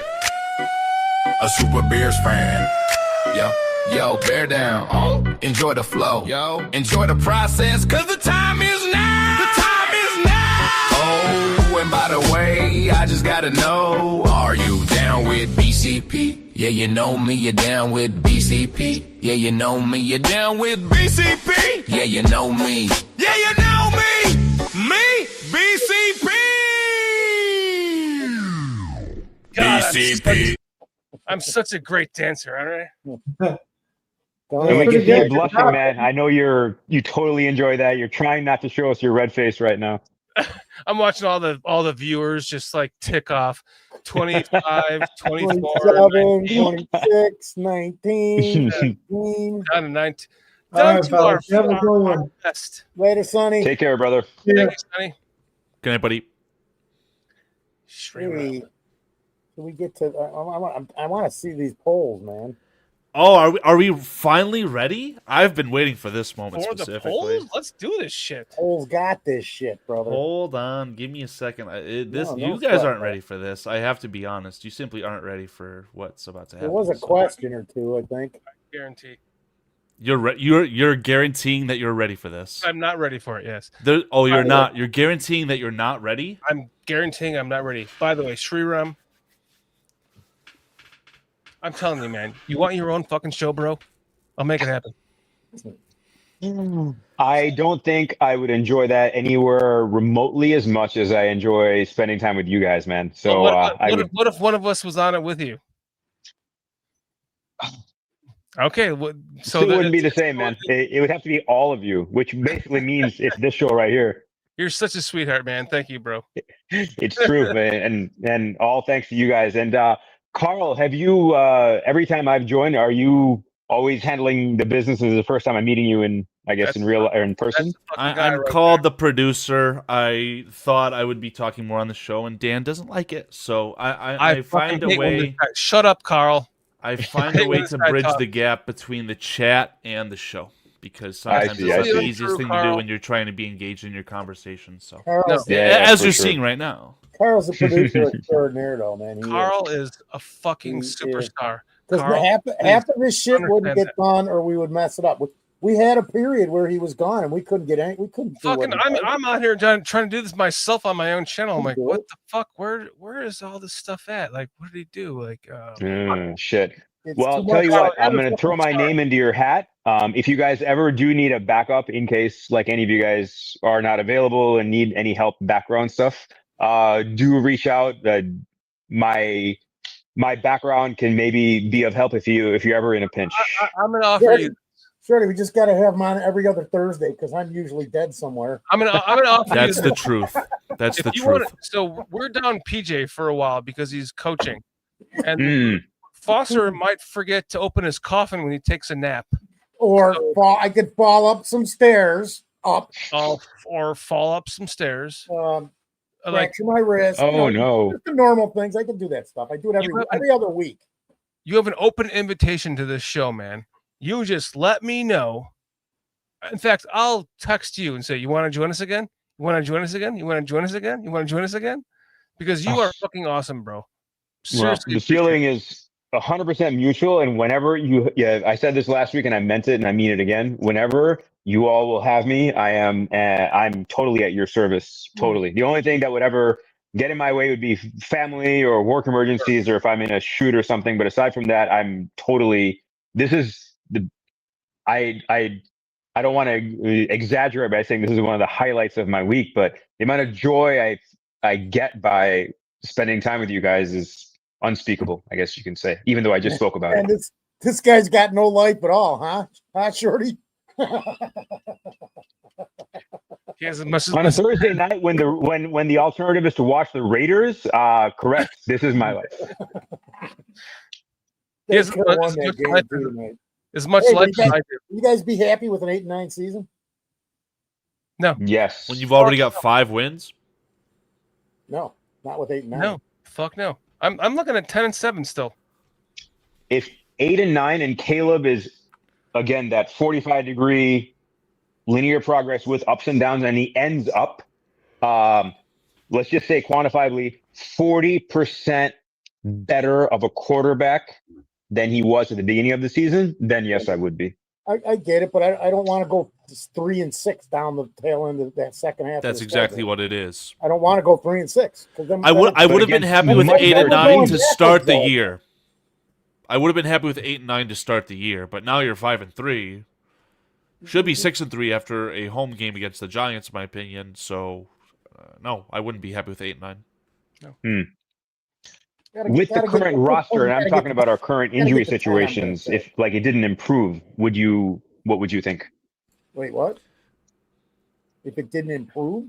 Like I was saying with our current injury situation, let's say, for example, if Kyler is out much longer, and if let's say Jalen never comes back this season, and if TJ, if my theory that he is not really anywhere close to like even 100%, if that plays out and our defense overall just continues getting exposed, unfortunately, do you really think our offense can overcome our defense getting picked apart, especially by a much tougher set of offenses the rest of the season? You had a couple of those guys in Detroit. It's got to be next man up, dude. You had a couple of those guys in Detroit, and you got bent over the barn door. Like, I don't really think that's the problem, right? Like, the secondary is so much better with Jalen Johnson, obviously better with Kyler Gordon. debatable that you replaced him straight up with Gardner Johnson. Right. Player-wise, I think it's a fair comp. Mentally, between the ears, I don't like Gardner Johnson whatsoever. But the problem is the lack of talent on the defensive line, and there's no injury that's causing an issue there, even with Deo going out. Deo sucks. That is true. That is true. So you think we'd get exposed irrespective? Is that... Yeah, I remember there being whispers and rumors of people in this channel and chat that said, "Oh, this defense is going to carry us while our offense learns." Yeah. No, it's not happening at all. But like it could have, but if you're talking why did we Foster? Did we trade for Quinnen Williams? Is that a? We don't got no 3-tech. We got nothing. I totally forgot what I was going to say now. I was getting ready to throw up these chat polls. And that's where we're at. There was one other question, but he's on the Roshan's already on the practice squad, or was he on the 53? He's always been on the 53, maybe designated to return. I called him a fullback. Wait, let me say what I start the year before I forget. He's on the injury report this week too, though. Foster, we have to praise Al Harris for what he's done with this fucking secondary, guys. We're on our 4th and 5th and 6th stringers and our cornerback positions, and we're not losing games. We kind of are, but we're not like we have a winning record because of him. Can I devil's advocate though? Go to Al Harris. Nashawn Wright's on this football team because of Al Harris and his familiarity from their time together in Dallas. And Nashawn Wright, I dubbed him as propaganda from the start. The guy sucks. So one thing bad I'll say about Al Harris. He doesn't suck. Yes, he does. Because we would be 3-4. Well, Nashawn Wright, he had a pick 6 against J.J. McCarthy's first NFL game, and then what has he done since then? Get mossed by T. Higgins. I consistently see the ball thrown to him when Tyreek Stevenson's on the field. Tyreek Stevenson didn't play well in Cincinnati either. One guy who I tried to give the benefit of the doubt to, and Adam Mason really shit all over, was 24. Nick McLeod. Oh my God, that guy's awful. So, me and Adam Mason will be talking tomorrow on Bear Down Sports. We're going to talk about, why is Jalen Jones, who has familiarity in Chicago, playing as an outside 100%. cornerback. Why is Jalen Jones not playing outside instead of Nashawn Wright? I agree. Yeah. So there you go. You have to wait till tomorrow. He was our Terrell Smith last year. He was like Terrell Smith 2.0. Yes.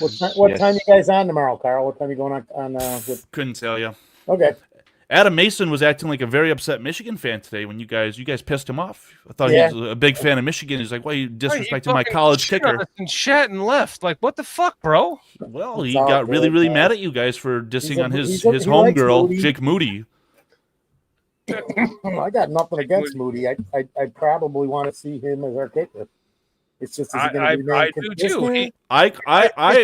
I specifically told Adam, stick around for the ending of this. You're like leaving too soon. Like, what the fuck? I predicted, and I could pull up Twitter if I need to. I predicted Jake Moody being a full circle moment for Mr. Robbie Gould the day he was cut by San Francisco. I was like, fuck, just bring in my college kicker. Let's do it. Lo and behold, practice squad wins you some games. That was one of the few things I saw on X because I haven't been on it. Well, here, are we ready to get these chat polls going to see what the chat polls was looking for? Let's see what these chat polls got. No, you guys are not ready for this. Ready? Hold on to your fucking seats. Everybody be quiet. It's my turn to talk now.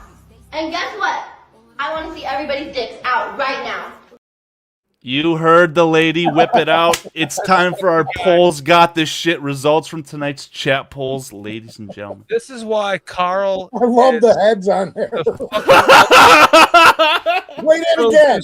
Play it again and look at everybody's faces, guys. Everybody be quiet. It's my turn to talk now. And guess what? I want to see everybody's dicks out right now. I was smiling when she said that. Carl, this is why I say you are a top fucking notch producer. We love you. Thank you for everything you do for BCP, my friend. Jesus, no problem. Spectacular. I saw that on Twitter the other day. I knew I had to share that. That was just so funny. Ked says right there, that's some good footage. Yup, I'm sure you've seen that video before, Keds. Anyway, chat polls. Starting off, who are you taking a mustache ride on? 67% of the poll said Foster. What defensive lineman? Wait, hold on. That's because Foster has all those fucking beer brought pussy mustache rides that came from Wisconsin. The beer brought fucking pussy. You guys were talking about growing out your mustaches or whatever. You're just making it Wisconsin because you're like pissed off or something. This is Midwest. It's not just Wisconsin. No, it's more like fuck Green Bay because you go up to Green Bay to get mustache rides, my friend. So I don't. They pay me for them there. Well, yeah. Well, good for you then, bro. Moving on. Which defensive lineman from the New York Giants? Thank you, Steve Rogers, I believe in chat. Which one of those guys scares you the most? 46% say Brian Burns, which a player only cost a second and a fifth round pick, by the way. I personally voted for Dexter Lawrence. I think that Sexy Dexy is a very disruptive force on the interior. Not only 50% for Kayvon Thibodeau, but 0% out of 13 votes said Abdul Carter. I kind of find that strange. Me too. Third overall pick. You'd think that at least one person would have voted, but alas. I think he's starting to make some noise too. I'm sure he is. He Steve Zimmerman popped in the chat earlier when Aldo was around, and he was like, "Oh, it's so nice to not have to worry about Abdul Carter being someone who's going to have their breakout game against us. I'm not worried about that whatsoever." So, okay, I'm going to yell at you as soon as that happens if it does, and I wouldn't be surprised one bit. I won't be at all, dude. He had a good game last week. He had a good game 2 weeks ago, and a better game last week, I think it was. Yeah, the player's ascending. So if you got 3 pass rushers, you're going to have some sort of exotic front, and I'm a little bit nervous of it. But wish we had 2. Yeah, I sure do as well, Foster. The question that everyone is here questioning of, what does our audience think about the kicker and who should be the kicker for the Chicago Bears the rest of the season? Out of 26 votes, 81% said your University of Michigan kicker, 3rd round pick, number 99 overall, Jake Moody. Wow, I even voted for Cairo. That's impressive. Wow, you and Shat are on top of shit, I should say. I asked the chat to rate the trade, not the player, but the trade for, we'll call him Joe Tryon, the defensive end that we acquired, former first-round pick, I believe, of the Buccaneers, but we traded him from the Cleveland Browns. 48% of the chat, ironically, weirdly, voted that the trade itself was a C grade, which I don't understand that. I voted it as a B because you're trading a 6th-round pick for a player and a 7th. I actually meant to ask about this during the show. I heard that we traded for someone, but I have no fucking idea who it was or what he does or whatever. So call it like it is, Shorty. You acquired a body for a position group that is lacking bodies. For what pick? You gave up a 6th-round pick, which I believe... No. It's your 6th-round pick you're giving up in exchange for Joe Tryon and the 7th-round pick of the Philadelphia Eagles. So you're venturing towards Mr. Irrelevant category, but it's still a lottery pick at the end of the day, just like Mr. Kyle Monangai was. You didn't lose a pick. You got a lower pick, and you got a guy who was drafted. Wasn't he drafted in the 1st round by the Buccaneers? Yeah, that's what my understanding is, Foster. He hasn't panned out, but go back. I did a little research on this guy. I went and looked at his first 2 seasons with Tampa Bay. There's something to work with. This could be a steal, but can't guarantee the guy's going to pan out. But worst case is you've got a guy who's played 28% less snaps than who's our defensive end that just went out? Dale. Between Dale and Domrob? Dale, just between Dale. And his statistics, and he's played 28% the amount of time as Dale, and his statistics than Dale's are better. Now, that's not hard to do, but if this guy can come in the next 9 games and give us 2 or 3 sacks and 4 or 5 quarterback pressures and a blocked pass or 2, because that's about what he's going to give us. If he stays according to his stats, that's going to be not bad for your rotational guy. So I'm hoping to get that out of him. And that's all based on his stats from I think it's 22 and 23 with the Buccaneers when he was drafted, because he was getting reps and playing, and he kind of just got nudged out there, and he wasn't quite to the standard that they thought. And then they finally released him, and then Cleveland picked him up. And in Cleveland, he's hardly getting any reps, but his numbers were still better than Dale. I love when Foster completely opens that coffin lid, gets out, and actually has some blood. You're a totally different person. I love it, bro. Life's tearing me down, man. I'm almost there. Yeah, I'm almost there. If he gets to even 40% of what Mark Anderson was, if that's how it pans out, this is a victory in my opinion. I think the trade I could almost go borderline A, because we really didn't give up shit to get this guy. Nope. It's just going to be, what does he do in the next 9 games? And I'm hoping at the end of the next 9 games, they say, wow, we might have a guy in a rotational piece for next year. If not, he was a rental body to fill the space for the remainder of the season, and we still have the same number of draft picks, albeit a round later, probably a round and a half later. Finish it off, Carl. Sriram's question of expanded roster spots in the NFL after Week 15. I forgot how many votes there were, but 85% said yes. I wanted to push back on that in the moment because it almost feels like having expanded roster spots would almost eliminate the need to try for the first round bye. I just think it would kind of be bad for the sport and a little bit silly. So with what Dan Aguire said as far as the minor league essentially going kaput and baseball having unlimited cap, it makes a lot more sense for that sport, in my opinion. I see the logic there, but that was just my thoughts on it. For sure. And the last question here was from Dan. Can we beat the Eagles? 64% out of 14 said maybe. And then 36% said hell yes. And I don't even know, was there 0% for hell no. So again, just like ironically, we did the season prediction before the season started. Our chat predicted 15-2. The 2 losses being to Baltimore and Philadelphia. Wow. Now you see a little bit of Colston Loveland. Oh, no, we're not going to lose to the Eagles now. We got Colston Loveland, so I don't get it. Everyone's a Michigan fan here, I guess. So there you have it. So here's the question I kept on forgetting to ask. What do you see happening with Cole once he's back healthy? Do you think he becomes TE2? No. He, according to the injury chart, he's coming back this week, so I don't think so. Well, it's a concussion, isn't it? I think I closed the tab already. I'm pretty sure that the injury is a concussion. Full participation. Is he allowed to be in the game? I don't know what the protocol is. I remember Roshan, when Roshan was in concussion protocol, he probably just wasn't even practicing, right? Well, it depends if you passed the protocol. Right. So it seems like he did, because it said, if you can find that again or pull it up, it was full participation for Kmet. And I'll look last week as well, because Luther Burden sustained a concussion, and I remember him being on the practice report, injury report last week as well. Yeah. But it's different, because I just had one of my players, and I'm going, oh crap, the guy just got a concussion, he's not going to be able to play. And he played the following Sunday. Mm-hmm. So he completed the protocol. It's just that's it.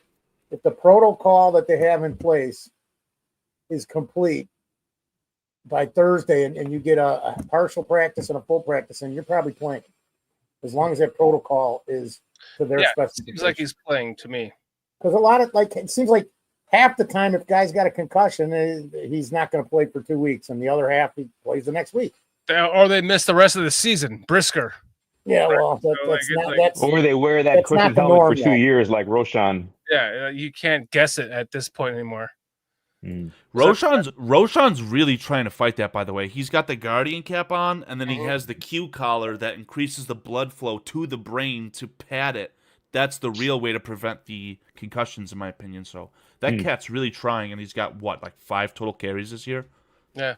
Well said. His must have been severe, because I had not seen. I've seen the Guardian caps obviously in the past, but never for an entire season, for example. But I also was wondering, is it more preventative for him because he is that kind of runner where he will? I don't know if you remember the first time that he won me over was a run up the middle against the Packers where he absolutely took out the safety head on, like legit head on. I was thinking, I love this person, but he's going to knock himself out of a game. Yeah.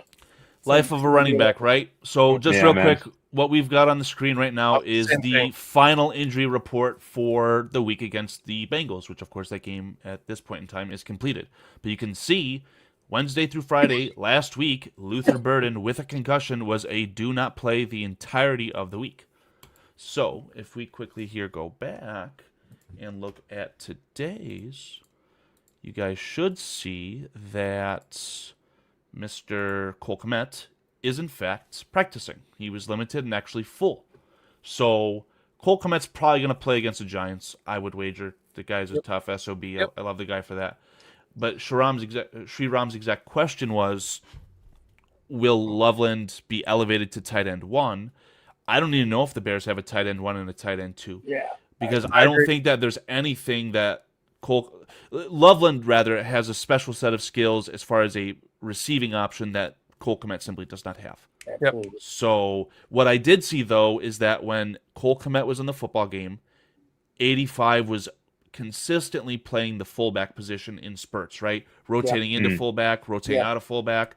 Once Cole Kmet went out, I did see 84 do that a couple times against the Bengals. So as you would hope with your 10th overall pick, Loveland is able to do everything that Cole Kmet can. And more. Cole Kmet cannot do everything that Loveland can. Right. And more, yeah. Loveland's going to be something really good, man. The guy can block. He can do everything on the field. Give him 5 years. Absolutely, man. Like, and I keep saying this to my wife. He'll be doing it all by the end of next year, dude, because he's quick with stuff. And it also takes any quarterback in the league 3 years to fully develop, especially if you're lucky enough, it's in the same offense. And we know one thing, Ben Johnson's not going anywhere. Caleb Williams is going to progress in this offense with Ben.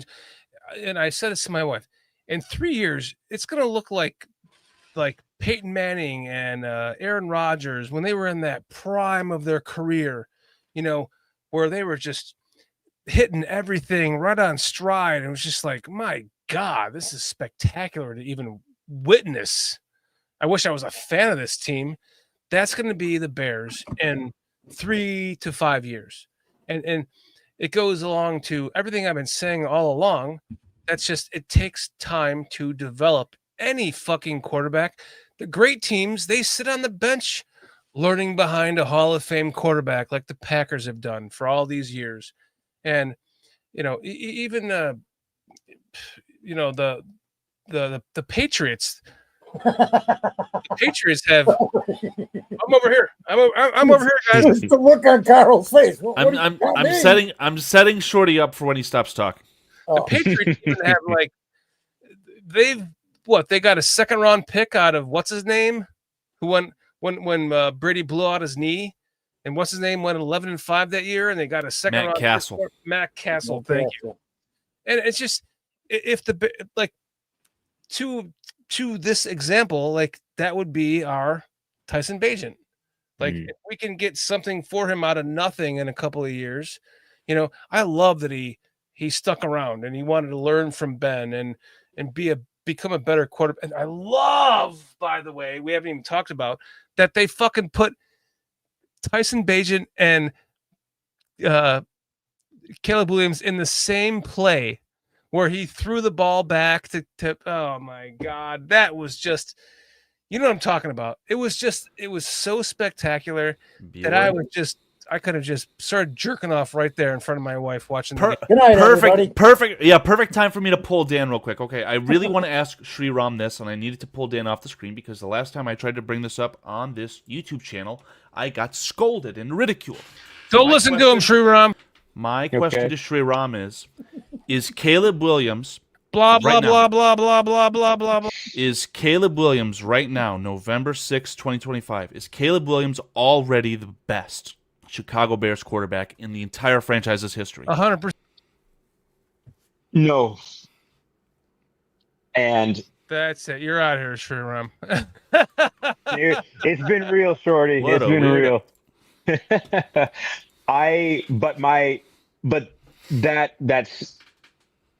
That dividing line is not that far away, I'll say. That's fair. There's two things. One is actually, they're both statistically.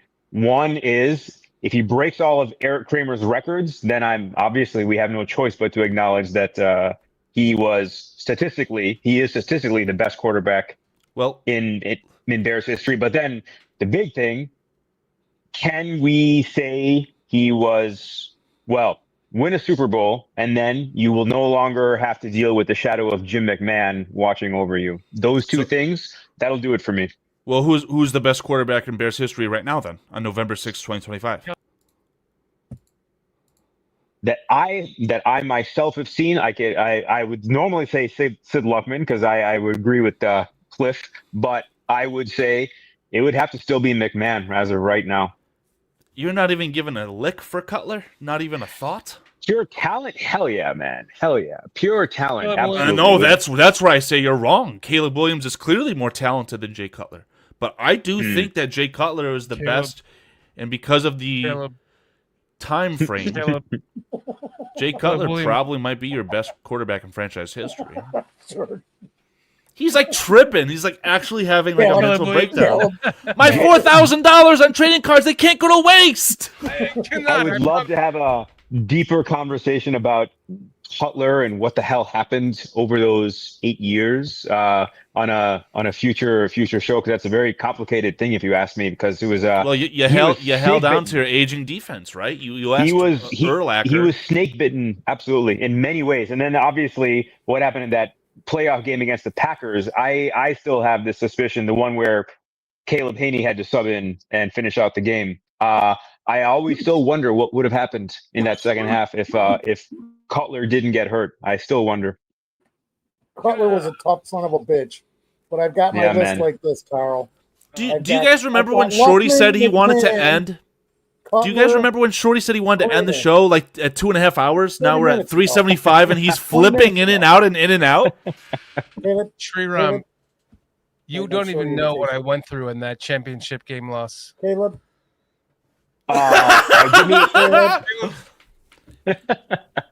Foster, don't make me introduce Pole's Got This shit again. No, I when the Bears were playing the Packers in that championship game, I literally woke up that morning and I laid in bed for like 5 fucking hours and I meditated. I meditated every single situation of that win or loss, like every single. I saw every play and what they could be or couldn't be, and I thought, okay, I'm gonna be okay with a loss because I know it's probably gonna happen, but I'm not gonna will that. I'm thinking about every other positive play to make it a win. We were in Colorado. We just moved there. We drove an hour and a half to fucking Golden, Colorado, to a Bears bar, like we were talking about in the beginning of the show. Oh, man. Bears bars up, and we're sitting there watching the game, and we're all excited. We're winning the game. Second half starts, no Jay Cutler. And I turned to my wife, and I was like, and we stayed long enough to watch the Caleb Haney interception with the fucking fat fuck intercepted it, and like, we're out of here. And we listened to that on the radio on the way home. And after that long meditative session that I had all day long about that game, I fucking snapped, and something happened in me that has never happened before. I literally lost all 2 fucks about the Bears. Wow.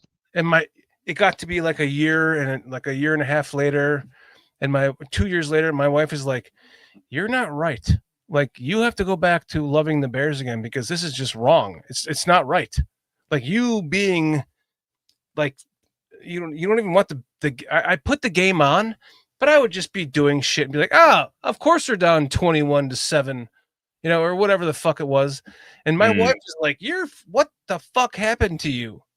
And she actually helped me to bring myself back to being the Bears fan that I am, to the point where she bought me the fucking microphone to start a podcast with. And here God bless her, man. God bless her. Thank you. I agree. Wow. But But that was like the defining moment for me that I had, like, for the first time had lost any fucks. It was, No, they were I all understand. I understand. Similar happened to me, not with the Bears, but believe it or not, with the Bulls. And it happened to me closer around that time frame when Derrick Rose had his final injury that finished him with us. I was done with the Bulls for many, many years, man. Me too. I'm still there. I'm still there. Me too. I'm just coming back because I like what I'm seeing now from this young Bulls team, man. Likewise, and all like, these guys, man. I'm hoping. and I was back with them for a 25 game period when Lonzo Ball was healthy in 2020, and they were dominating the NBA for the first half of the season. I was with him. Knee.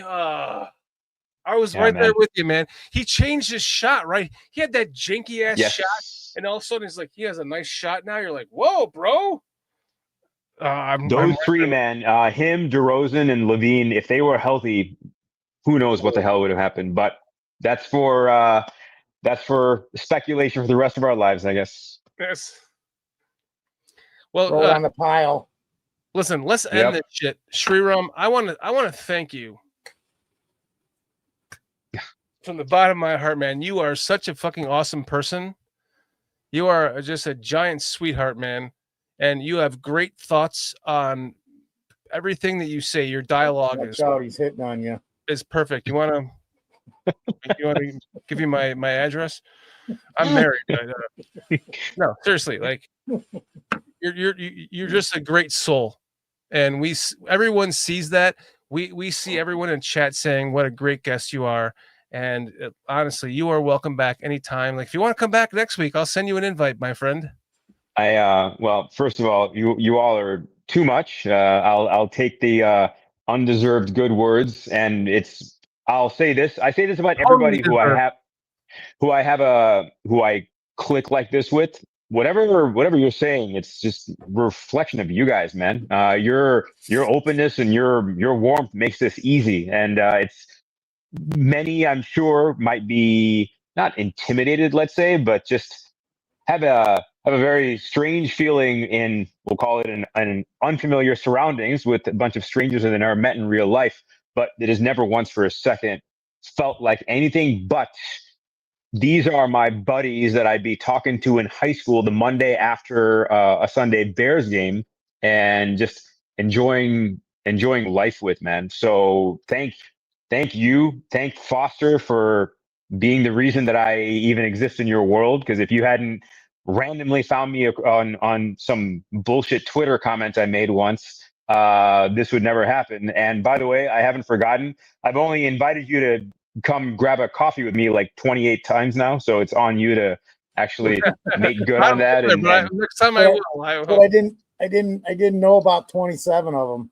The one I know. So thank you, gentlemen, man. This was it's been, every moment's been a pleasure, and whatever weeks you'll have me that I'm with you, I'm available on a Thursday evening, I'm seriously all yours, man. It'll be no doubt as enjoyable as this evening has been, as every single time has been. So thank you all. And thank you, Carl, because you're fucking kick ass now that I understand all the business happening in the background that you're taking care of. So big respect to you, man. Appreciate that. Thank you. You see it now. If I could have a final word as well, I think it's really important to mention this. When I saw this notification, I was genuinely just fucking floored. So earlier today, this morning, former second round pick, he was a second round pick of the Dallas Cowboys defensive end, Marshawn Nealand, passed away, self-inflicted gunshot wound. The poor kid took his life. He had just recently on Monday Night Football had a blocked punt. I think he scored the touchdown.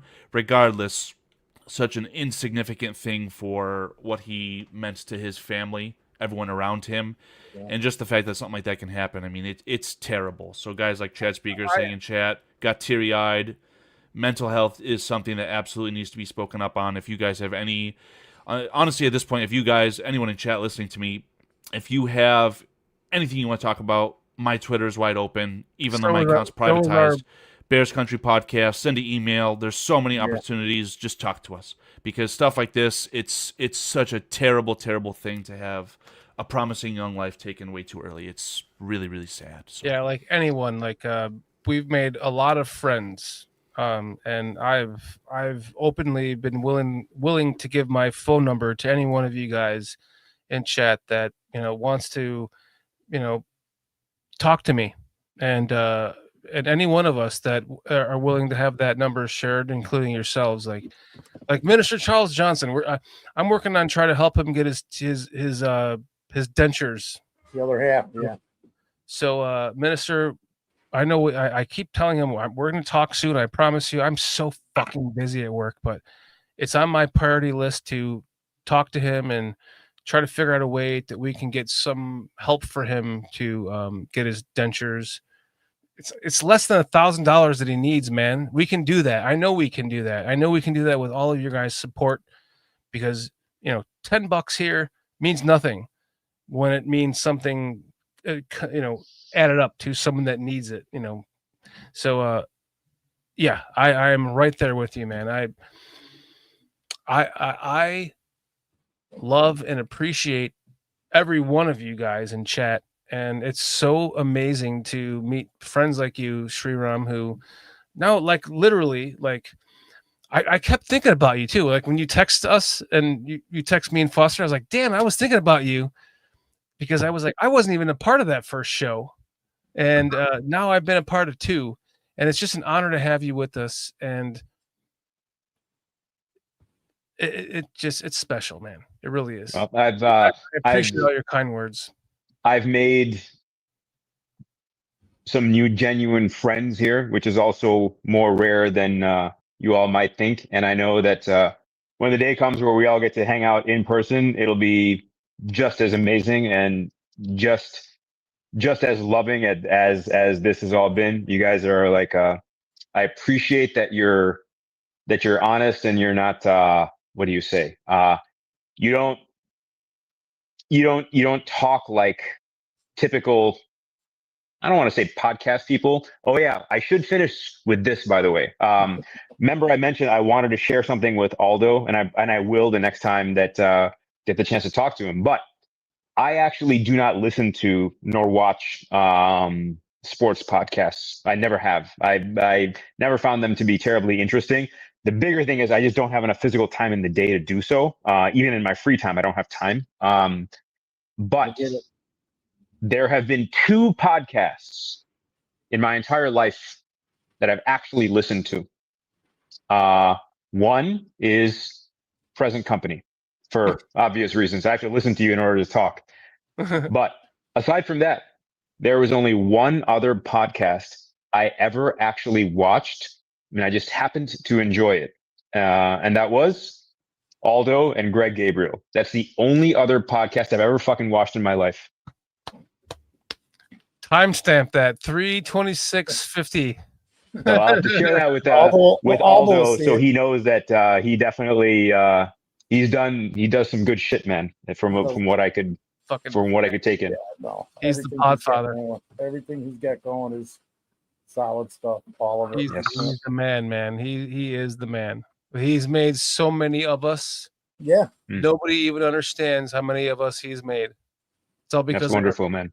Yeah. That's wonderful. It's dozens. There's dozens and dozens of people that are on YouTube. That's why I'm bummed he left tonight early, because I just wanted to be able to say I love you, bro. Before he left. So. Well, there's this wonderful thing called Next Time, which you'll take advantage of. Absolutely. Well, I have his number. I'll text him that. And speaking of which, I texted you a brand new song now from Biohazard, so please enjoy at your convenience. Yes, I will. Thank you. I appreciate that. Thank you. You got it, man. Sriram, amazing guest. Come on next week if you want, man. We'd love to have you. You got room for me. I should be available, and so I believe I'll be all yours, man. And the honor will be mine. We are down PJ until he is done with his football. Another three weeks, 3 more weeks. Yeah, we'd love to have you on again, man. I'll reach out to you if you're available. We'd love to have you on again, man. Wonderful. Thank you. And Foster, continued healing, man. Get well and get your knees up soon, man. I'll be thinking about you and praying for you. As soon as I get that fixed, I'll break something else. It's okay. It's just Foster's life. vicious circle. I'm gonna end up just a bunch of like casts and molds and steel rods and stuff. So they got from SpongeBob. And then there'll be just a ring of smoke coming out. That's it. You'll be the pile of new braces modern day and Steve casts. Austin, then, man. The new modern day Steve Austin. Carl, I want to thank you for doing such an amazing job. Honestly, I mean that 100%. You're Appreciate fucking that. amazing. You are an amazing producer.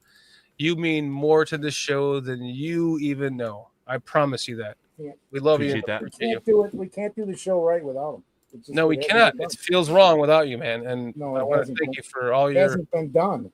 Yep. And Foster, I want to thank you. You For know, waking up. fucking like you. No, like this show wouldn't be it without you, bro. It's Foster. It's Foster, yeah. Yeah, that's it. You me. You and PJ, this show does not exist without you. We're on a hiatus from PJ, but without you two, it does not exist. And at least to have one of you two here, it warms my heart, and it makes me feel like it's real. With everybody, because I've just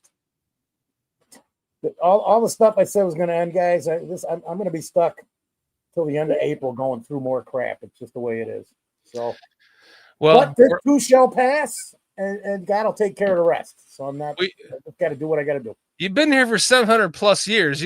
I think you got a little bit left in you, bro. A little bit. When you're not here, we'll get along without you, and we understand that you will be back. I'm not going anywhere until you throw me out, or, well, like my family motto is that we don't go around dying. You'll have to kill us before we die.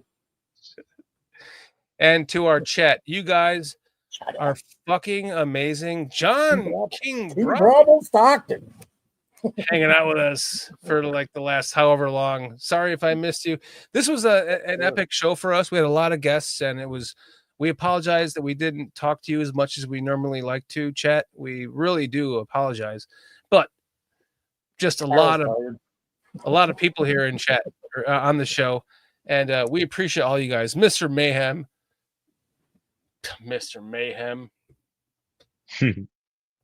Fucking Mr. Mayhem has been here from day one. Cliff Victoria, you know you've been here. He's a member. He's been here from day one. By the way, any one of you and I want to thank all of you that are members of this channel, and I give you the content. I allow you to select the amount that you want to help the channel. We offer the same content to all levels of memberships. So if you're paying $2.99 or $4.99, that's the only two that we have. It's on you to decide what you want, but you're all going to get the same content. And we just, unfortunately, it's on me. I put out last week's content tonight, but I will put out tonight's content for the members only after this show. And I just want to thank all you guys. You guys are all fucking amazing in chat. You guys are all amazing. I wish I could. Some of your names have changed because the new. I looked it up, Carl. The new YouTube policy is they literally did do. We talked about this. They changed. Yeah, I was gonna say you looked up the same stuff that I already looked up and put in the chat like 2-3 weeks ago. Yeah, I confirmed it from my own self. I wasn't good enough. Got it. No, but yeah, it's just in waves. I've seen it on Bearski Film. I've seen it on Bear Down Sports. We're seeing this happen all over the place. Everyone's chat is coming up as their actual YouTube name, but they're doing it in waves. So some, like Aldo's, you don't see that in Aldo's chat, but you do in ours. Now, if you ask me to create a set of procedures to show our chat members on how to update their handle to be exactly what they want it to be, I will ask for a double in my pay rate. So okay, I'll give you my pay rate. Mine's still the same. So $0 a month? Yeah, we'll cut Foster in half from 0 to 0, and we'll double me from 0 to 0. That means now I'm paying $100 a month. Hey, Sriram, we can pay you too, man. You want your own show? Yeah. We'll pay you $0.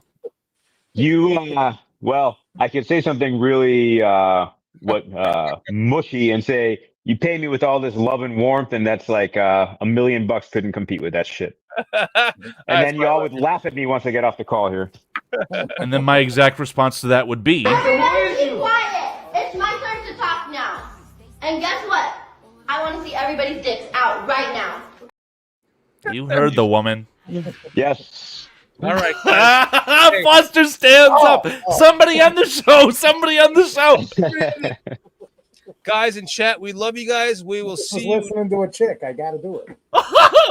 We will see you next Thursday at 9 p.m. Eastern Time. Stay tuned until then for the British Bears at 3 p.m. Central, 4 p.m. Eastern Time. Next Tuesday, every Tuesday. Chris Watts is down for a bit with his computer, but Jason has got this shit. This past Tuesday, he had another British Bears fan on with him named Dave Bears UK. Yes, check that show out, please. Like, subscribe, set your notifications. We love you guys. Carl, you the fucking man, bro. Foster, enough said. Sriram, Thank you all. You guys made this all effortless, and it feels effortless. So that's I'll be all talking to credit you to this you guys, week. man. Sriram might be back next week, my friends. We'll see what happens. Sorry about that, Sri. Yeah, sorry about it, man. I'll text you. I was sorry for my good luck. Sorry that Yeah, we'll be talking to him next week. Yeah, That's all I meant. yeah. We apologize for you hanging out with us. Yeah. We love you guys. Yes. Every one of you, man. Let's end this shit on a Bears. On a 1, 2, 3 with my dorky face. Bears, ready? 1, 2, 3. Shit. Fuck Green Bay. Bears. The Bears. Go Bears. Fuck Green.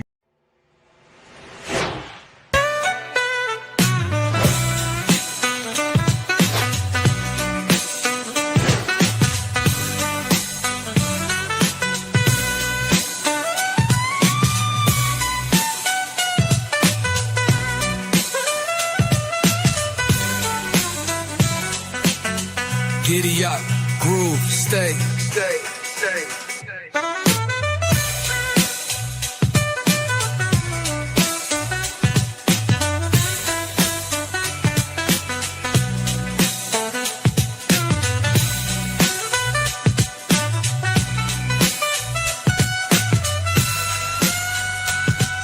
You down with BCP? Yeah, you know me. You down with BCP? Yeah, you know me. Integral, grind exponential. You down with BCP? That's the way we rotate radially. You down with BCP? Down with BCP? You down with BCP? You down with BCP? That's the way we do things limitlessly. Yeah. You down with BCP? Yeah, you know me. You down with BCP? Let's blow.